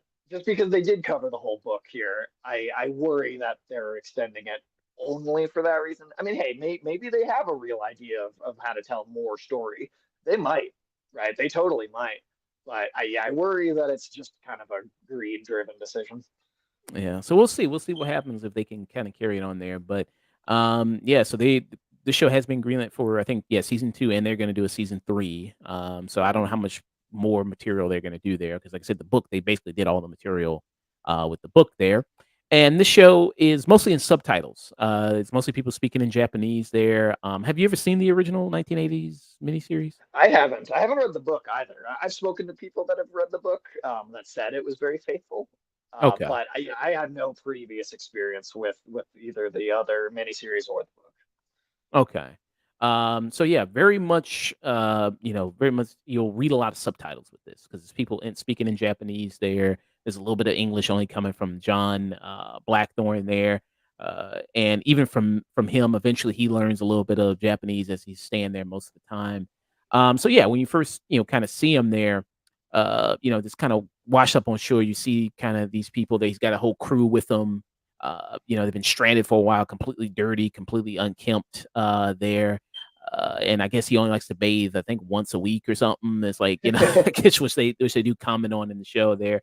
And it's pretty much the trio, like you mentioned. It's pretty much Sonata there. It's pretty much Cosmo Jarvis. Damn, that's like a Fantastic Four character right there. Cosmo Jarvis. Yeah, I didn't Uh, realize that was his name, Cosmo Jarvis, huh? yeah, that's his That that's sounds his made name.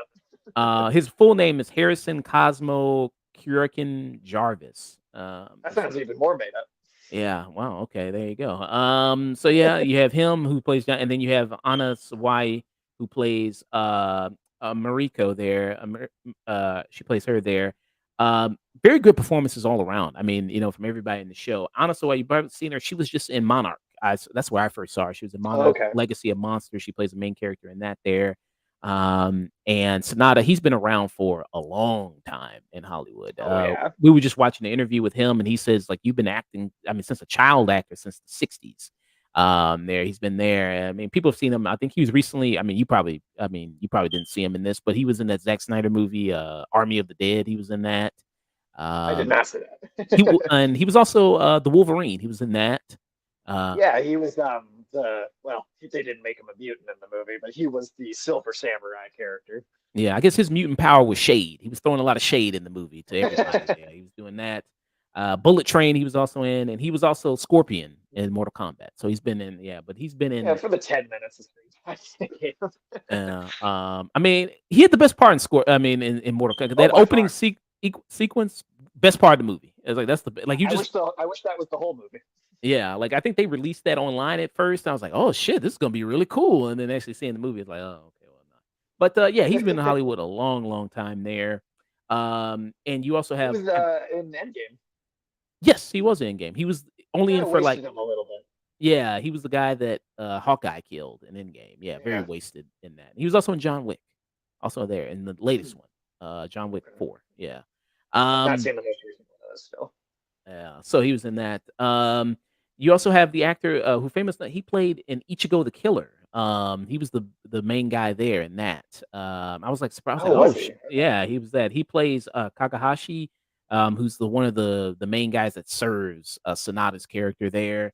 You have him as Okay. well. I mean, really great cast. I mean, all around, and to see everybody kind of doing things, you know what I mean? See, it very much is like a Game of Thrones, very much political nature, people trying to scheme each other, who's gonna be on the side, who's trying to one up each other. That's always very interesting to watch in that dynamic. And to see like Sonata, especially like what is his end game here? What is his goal? What is he trying to do? At first you think like, has he been like, is he gonna just resign to be defeated? Does he have a plan? He's it looks like he's about to surrender. And then all his people are telling him, like, why are you about to surrender? We can do this, we can do that, and to see what he actually does to get on top is really amazing. I think that's really amazing, and just to see like being in this society. You mentioned Anna Sawai's character here, Mariko, who you see her position here and her lineage of her serving him, and then what that means of her family is kind of disgrace because Mhm. what happened with her father. I think it was her father betrayed the former one of the former rulers there. I think it was, Yeah, yeah. and so her family got disgraced because of that, and then she had to be kind of forced to marry this other person to kind of gain more of her family name back, and then I mean that's some great stuff too with seeing that marriage and seeing just seeing where that goes there, and I mean the stuff she says to him. There's like a scene that where she says to him about like not never being in love with him and just wanting to die to basically get away from. I mean that was cold blooded. I mean, that was hard Yeah. there. So That guy seemed unshakable outside of that scene, and then she goes in on him, and you can just see him kind of break completely. oh yeah, I mean that was fantastic the way that was kind of played out. And like you mentioned, great acting of being like a performance that is so reserved, where she is very much keeping her emotions in check, but also you can still tell what she's kind of feeling and thinking at certain moments, and certain moments where she lets a little bit more out, especially with the Blackthorn character as he kind of integrated his way of being an outsider there, trying to learn these different ways and customs there of these people and how they kind of operate. That's very kind of fascinating to watch there. What do you think about some of those elements there? Oh yeah, I loved all of that. I mean, this is another thing that was in that same interview that you mentioned. But one of the questions they were asked was how she played kind of being, because she's also Blackthorn's translator in the show, and so she has a lot of scenes with him because he's at the beginning at least she's the only way he can kind of communicate with anyone, and kind of to see the way that she translates words, and she's very honest about the kind of the points and the meaning that people ask her to translate. But she also she's so good at it because she also does it in such a way where she kind of tells everybody honestly what the other person's saying, but she does it in this way where it's kind of like the best way to put it, or the way that the other person would like to hear it most. I don't know, it's just a really, she's got such a good performance here, and the way she has to kind of play peacemaker between these characters of totally different culture.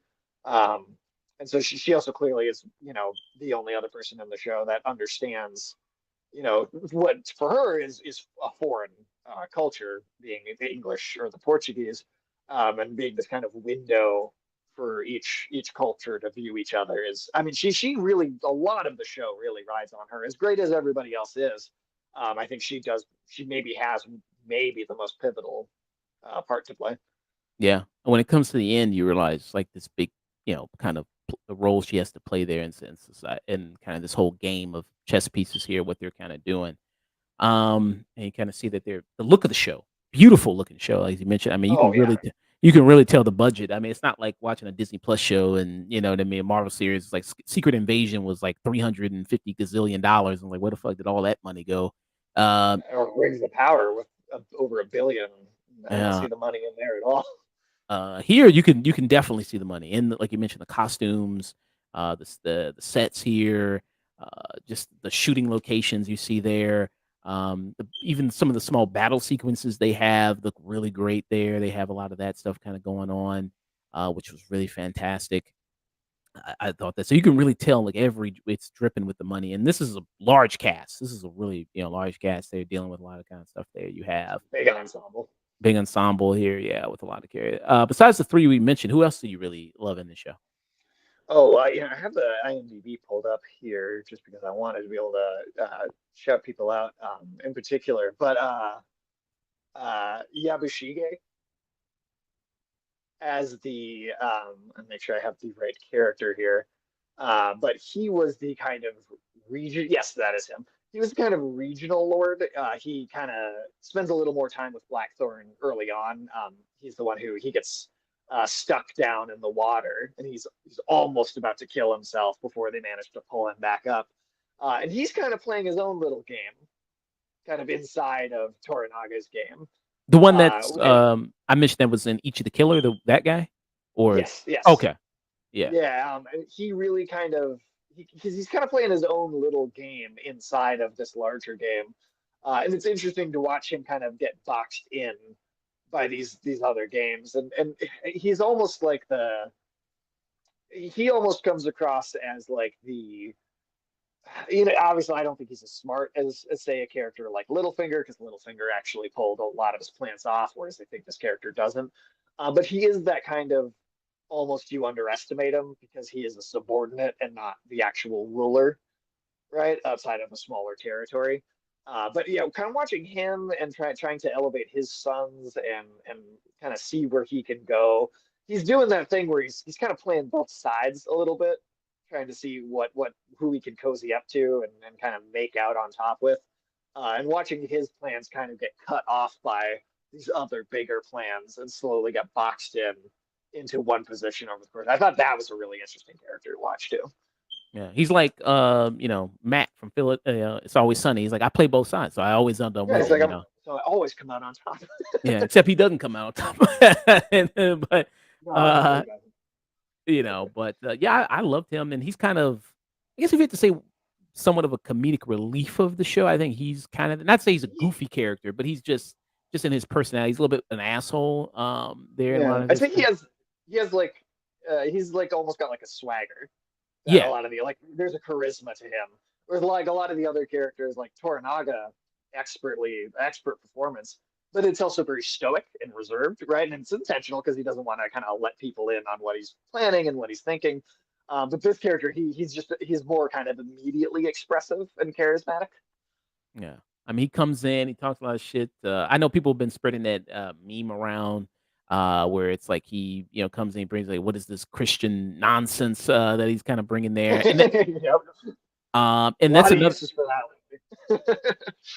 And they kind of bring that in there as well. Like this, another element in the show is the religious aspect. So you have these, the Portuguese, right? The Portuguese are kind of coming in there and then trying to install churches within the Japanese nation there. So they're trying to work their own game there to try to, try to have that kind of going on to spread. I think it was Catholicism, right? Or yeah, Yeah, Catholicism. They're trying to spread Catholicism there. Which that I mean, Blackthorn is a Protestant, yeah, and so there's immediate animosity to the Portuguese that are already there because of that. yeah, and then the Japanese, when he first arrives, and they try to have a person who speaks English come to talk to him. It's like, well, I'm not going to talk to him because he's Catholic and he's trying to do that. And he's like, well, what's really the Right, difference between the two? You both believe in the same God there, and he right. breaks it. And this totally like to them completely like, what is this conflict you guys even have? Like, how are you even bickering about this when you're to us you seem so similar. Yeah. And you do have Anna Sawai's character who converted. She's one of the people that did convert and did Yeah. become Catholic. So you see that her religion there. She has a connection to the church there and very much believes in that. Um, which was good. And another female character who I think also knocks it out of the park in this is Fuji, who's the character there, Yeah. Yeah. who opens up right away. Things are pretty tragic for her because her husband and her newborn have to be killed because her husband ends up disrespecting one of the regents, I think it was, and then so as punishment, he has to kill himself, and then he has to kill the child as well, and he has to what's it called Seppuku. seppuku. He has to do that, and then he has to kill the child as well. So already opening up pretty rougher in the Yeah. beginning of the series there. But to see her character and the way she kind of develops, and she eventually has to become, I think what they call it, basically like a maid or like kind of like a I think they housekeeper use the word consort, I want to say. consort. Yeah, they Yeah. use that for Blackthorn because he gets his own kind of property there in Japan. They set him up in a place like, well, you can be useful to us now because you know naval kind of techniques and things that we could use in the fight there. Toranaga kind of has him do that, and they set him up with his own place there. So yeah, she becomes kind of a consort to him there, which I thought that was kind of a fun dynamic. How'd you like her in the show? Oh, I thought she was great. I was Moeka Hoshi, I think is the pronunciation for the actress's name. No, I thought she was really good too. I mean, you know, uh, still there's a lot of people grieving at different points in the story, but I do think that kind of seeing what she goes through at the beginning is got to be some of the harshest grieving that any of the characters in the story are put through. And to kind of see where her arc takes her and trying to kind of look for something meaningful in her life that she can attach herself to and find something to just to drive her forward and give some kind of purpose as a person that's a really fascinating struggle. Mm, yeah. So you see kind of because at first she does not want to be his housekeeper at all. I guess also, I mean, the fact that she was like, it's such a disrespect to be, a concert to, someone who is a foreigner, and I guess that level Yeah. of their disrespect there. But it's very much following having to do a duty, and then a lot of what these people have to do is like their duty there, and you kind of see that played out. But they eventually grow really closer, and you see that relationship and bond throughout the show there, which was really good. And I Yeah, like that it was more of a friendship than anything romantic too, because that easily could have been another kind of romantic subplot in a lazier story. But I, yeah. I Do a like love that it was triangle. very, yeah, like a lazier story might have done that, but I like that it remained this kind of platonic, more just it just felt like a deeper, more interesting relationship that way. Yeah. Speaking about romance, so Blackthorn and Mirko do get together. How'd you like that? How'd you like that romance in the show? I thought it felt pretty earned. I mean, they spend a lot of time building up to it, and they also interact with each other on a lot of different levels too. It's not that's never like it never feels like that's like, hey, we're just pushing these two characters together only for this purpose. I think there's a lot of interesting elements to their dynamic where if that hadn't happened, like their everything between them, I think works. And then I think it works as a way to take it. They definitely feel like I mean, in that situation, for him especially, she's one of the only people that he actually like truly gets to know while he's there. So, especially from his side, it makes sense that he developed some feelings for her. And then, yeah, I just the way that she's already got converted to the Catholic religion, right, because of the Portuguese presence. So she already has tapped into Western cultures just a little bit more than anyone else there.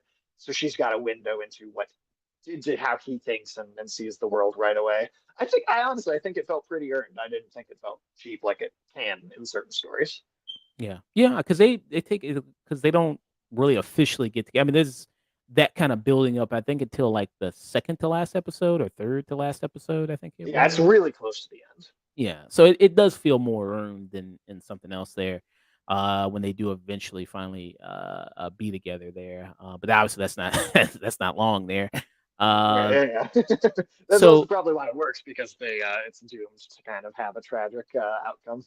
yeah. So when it comes to the ending, so what happens here at the end is that the big master plan by Toranaga was, he's making a plan to surrender. He's like his, opposition has gathered all these forces. They have all the support. They're gonna basically kick him out there of being one of the regents. And then he sends Anna Sawai's character to because I think he stays in Okinawa, and then she goes to I think it's is it supposed to be Tokyo that she goes to, or uh Um, not Tokyo, I thought it was Kyoto. Kyoto. She goes, I think, yeah, Yeah. Kyoto, yeah, is where it is. And he goes separately because he gets a grieving period for his son, so he doesn't have to kind of surrender himself at the same time that a large portion of his people and the people under him do, and so he kind of gets to separate himself in that interesting way. Yeah.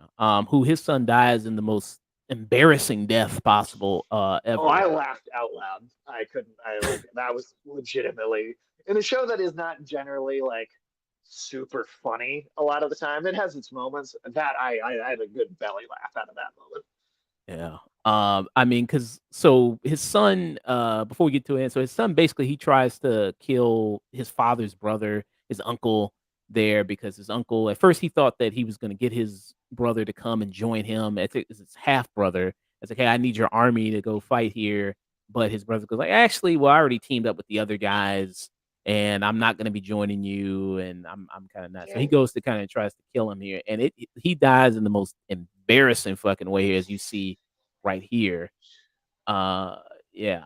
I mean, they basically have a fight. There's a lot of fights in a lot of like places like this where they kind of do this. And really good camera work and choreography too. I thought it was always very clear what was going on. The lighting is always really good.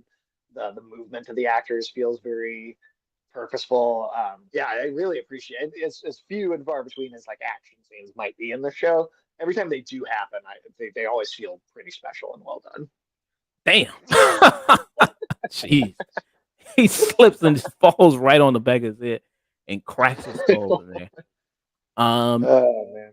and he's got the thing. He's kind of got I don't know what do you call it. Like he's the son of the king, but he's kind of got what do you call it? Complex there a little bit of Oh, it's total like a superiority complex. He comes off as so it just he has this aura about him that he's like, oh, you're not going to live up to your dad. Your dad's such a badass, such a he won these wars when he was so young and like younger than you are now, and you're still real skinny. You know, look like a warrior. Yeah, like he definitely has a superiority complex about his father for yeah. sure. And there was a scene that he kind of also messed things up where he did the whole cannon massacre kind of thing Yeah, there, which yeah, that was the first time he didn't listen to his father. yeah, which also messed it, which that was also really good too. That scene was super graphic. When they actually do that, it's like, geez, I'll show a little bit of this. I hope I don't get kicked off of YouTube, but I'll show a little bit of this here. Oh, 'Cause he it's, already showed the Mortal Kombat thing, so uh, and they're telling him like, don't do it. You know what I mean? Like this is a mistake. And he orders these cannons, and then of boom. course, I mean, since Toranaga's not there, he's not listening to anyone. jeez, that's like people just. I mean, yeah, I guess that's how it'd really be if you get hit by a cannon at that. You just Oh yeah, you're just gonna explode.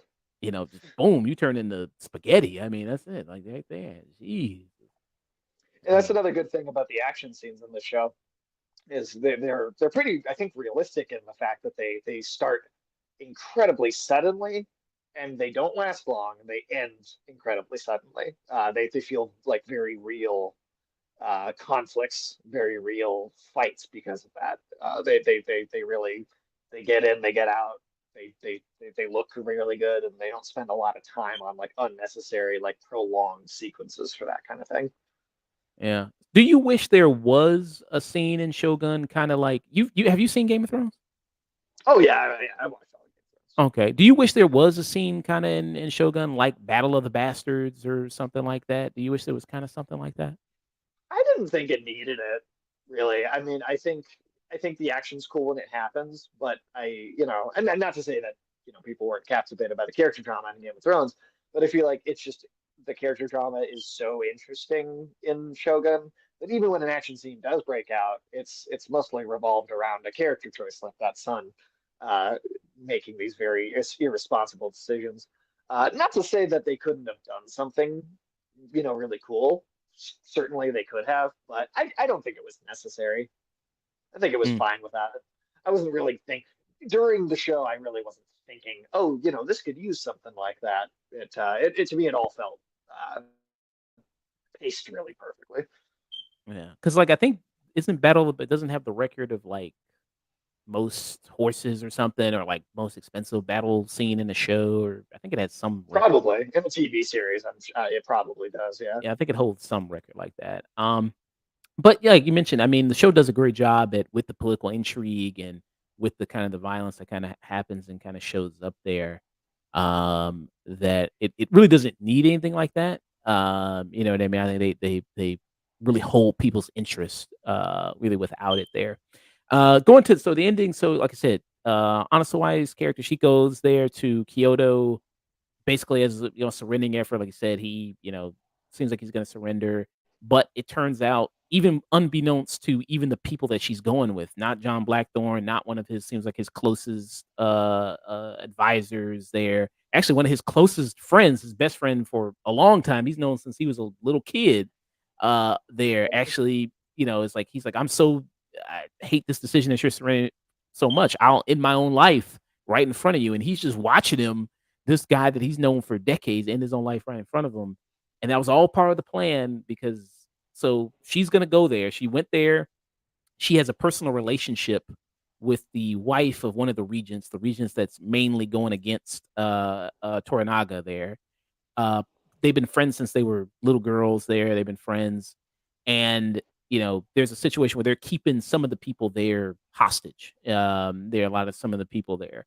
So because they're doing that, she was like, well, because you won't let me go back and keeping me hostage here, and I'm not able to serve my duty is basically what I got ordered to do by my lord. I'll, also in my own life. And they go like, well, we can't let her do that because of her kind of importance and her status there. So that would look very bad on the country. So they stop her when she's just about to do it there. And obviously they were like, well, this is going to create a fallout of, if she wants to leave, then we have to let everybody go and we have to do this, and which eventually does happen.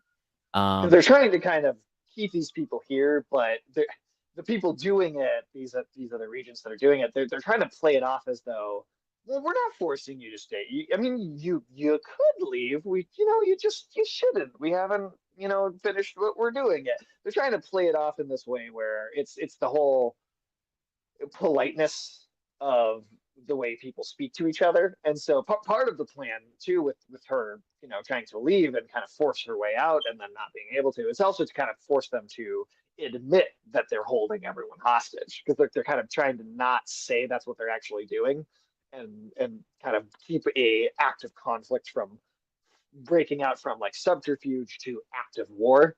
But and then of course she's able to kind of prove, yes, they're keeping us hostage. Yes, we're going, like, yes, this is actually like purposeful conflict that they're causing. So it's kind of a ploy to force them to admit what they're doing out loud.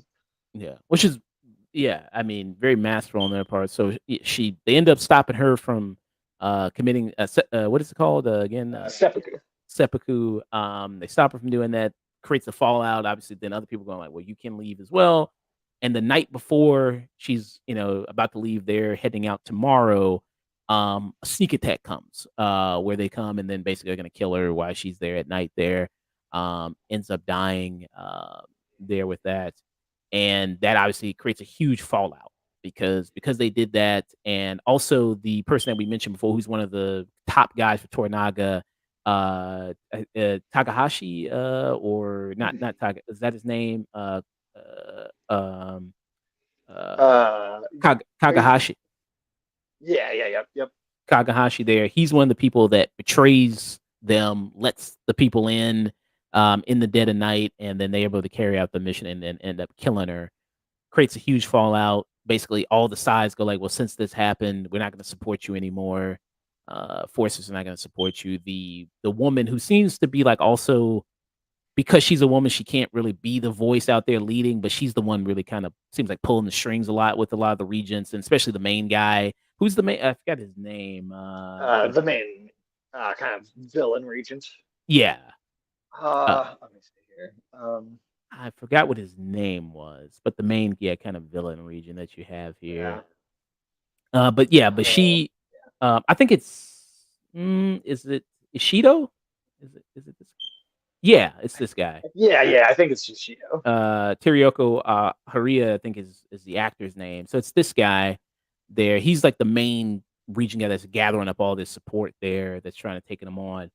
And Mm-hmm. so yeah, so his wife seems like she's the one that like really is pulling the strings, like really is the most politically minded person there.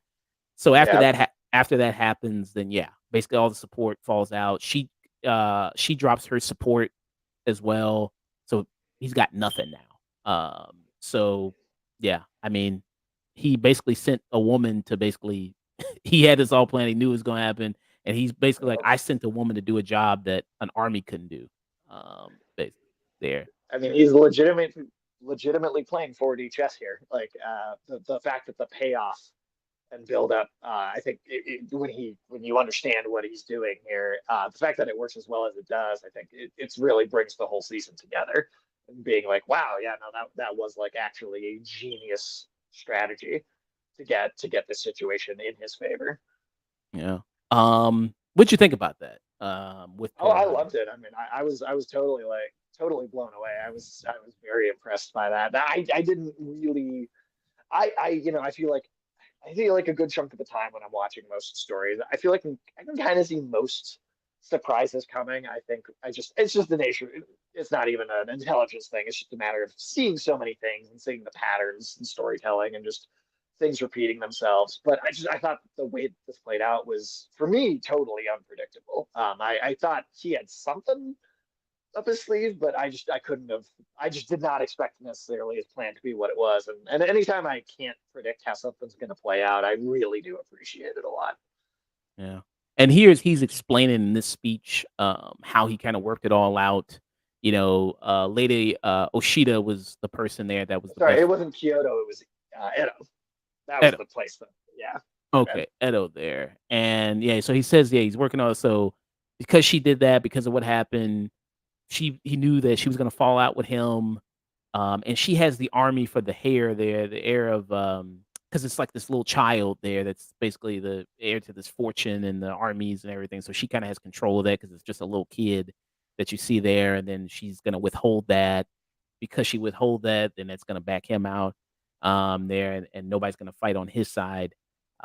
So I mean, you could say that, hey, I mean, it avoided all this massive war, all this bloodshed. I mean, you could say that because of this one person's sacrifice. And she knew that she was basically going to her death. I mean, she basically knew that. So you could say that there.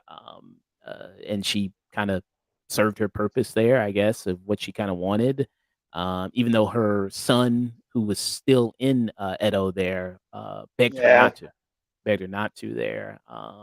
And so, yeah, you kind of have that kind of going there. Yeah, so it was really great ending. I mean, what it really kind of turned out to be. I thought that was a really kind of brilliant chess move That's why there. I'm worried about them doing more because I feel like it is. I like it didn't feel like there needed to be anything left. I feel like the story wrapped itself up so well, and I thought it was such a good ending that I'm just worried about them continuation feeling forced. Yeah. So we'll see there. So what would be your final thoughts and rating for Shogun there? I really struggled to think of anything I didn't like about this. I tried really hard, and I feel like if I really try to think of a flaw or something that irked me, and I can't, that's kind of a sign for me to give it this is cinema. I was captivated the entire time. I loved the whole cast, the set, the costumes, everything we've mentioned. All of it really was kind of firing on all cylinders from the first to the last, and for it to nail the ending so well. This kind of felt like a perfect season of television to me. Yeah, this is cinema. Yeah. I have to agree. Um, yeah. I have to agree on that. This is amazing. Like you said, as far as thinking about something that is wrong with this show, it's hard to think of anything really. I mean, it's just really great on every level there. There's one tiny nitpick I could go, and it's like it so does not affect my rating. But it's the second to last episode. Mariko puts her body against the door for the explosion to try and shield everyone else in the room from getting hit by it, and the explosion is like engulfs her entire body. And then in the following episode, when Blackthorn crawls over to her on the ground, she's got like, I mean, her skin's like perfect, like across her whole body. Yeah. It's a nitpick. It's a tiny thing. It did not in fact affect my enjoyment of this at all. But it was just maybe the one moment in the whole show where I was like, okay, well, okay, she looks like perfectly preserved. And that's maybe just a tiny bit silly. But again, it's such a small thing. Like that is not a serious dig in any way. Yeah. So yeah. I mean, I give it a high peak, basically bordering on This Is Cinema. For it there. For Shogun. And you gave it a peak there. I just give it a full This Is Cinema. This Is Cinema. Yeah. High praise there. Yeah, I'm gonna be heading out of here, people. Raiding somebody. Mini Portable's on. I don't know if you had somebody you want me to raid there. I don't see anybody on my end at the moment. Okay. I'll go ahead and raid Miss Gina Darling. She's on right now. We'll be back streaming Wednesday. Hopefully you can join me. You're gonna be doing reviews for System Shock Remake and Hi-Fi Rush.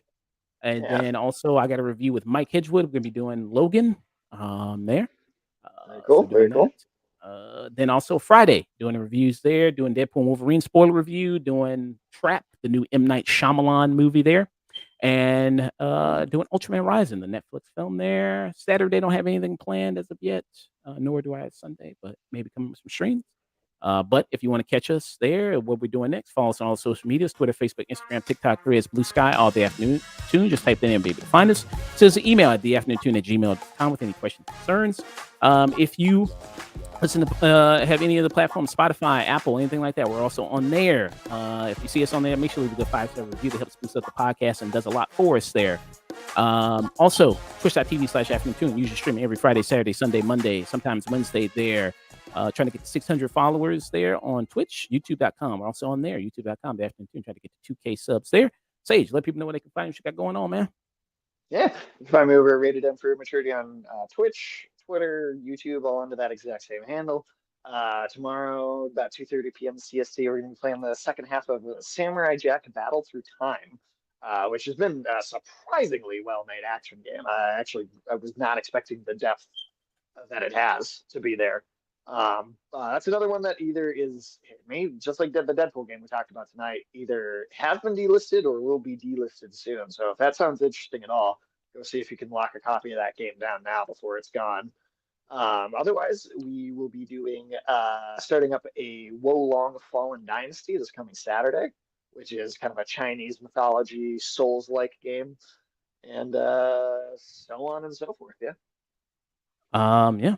Awesome stuff there, people. So I'm gonna send you over to Gina Darling right now. She's doing a just chat and stream there. All right, let me pull it up real quick. Yep, right here. Yeah.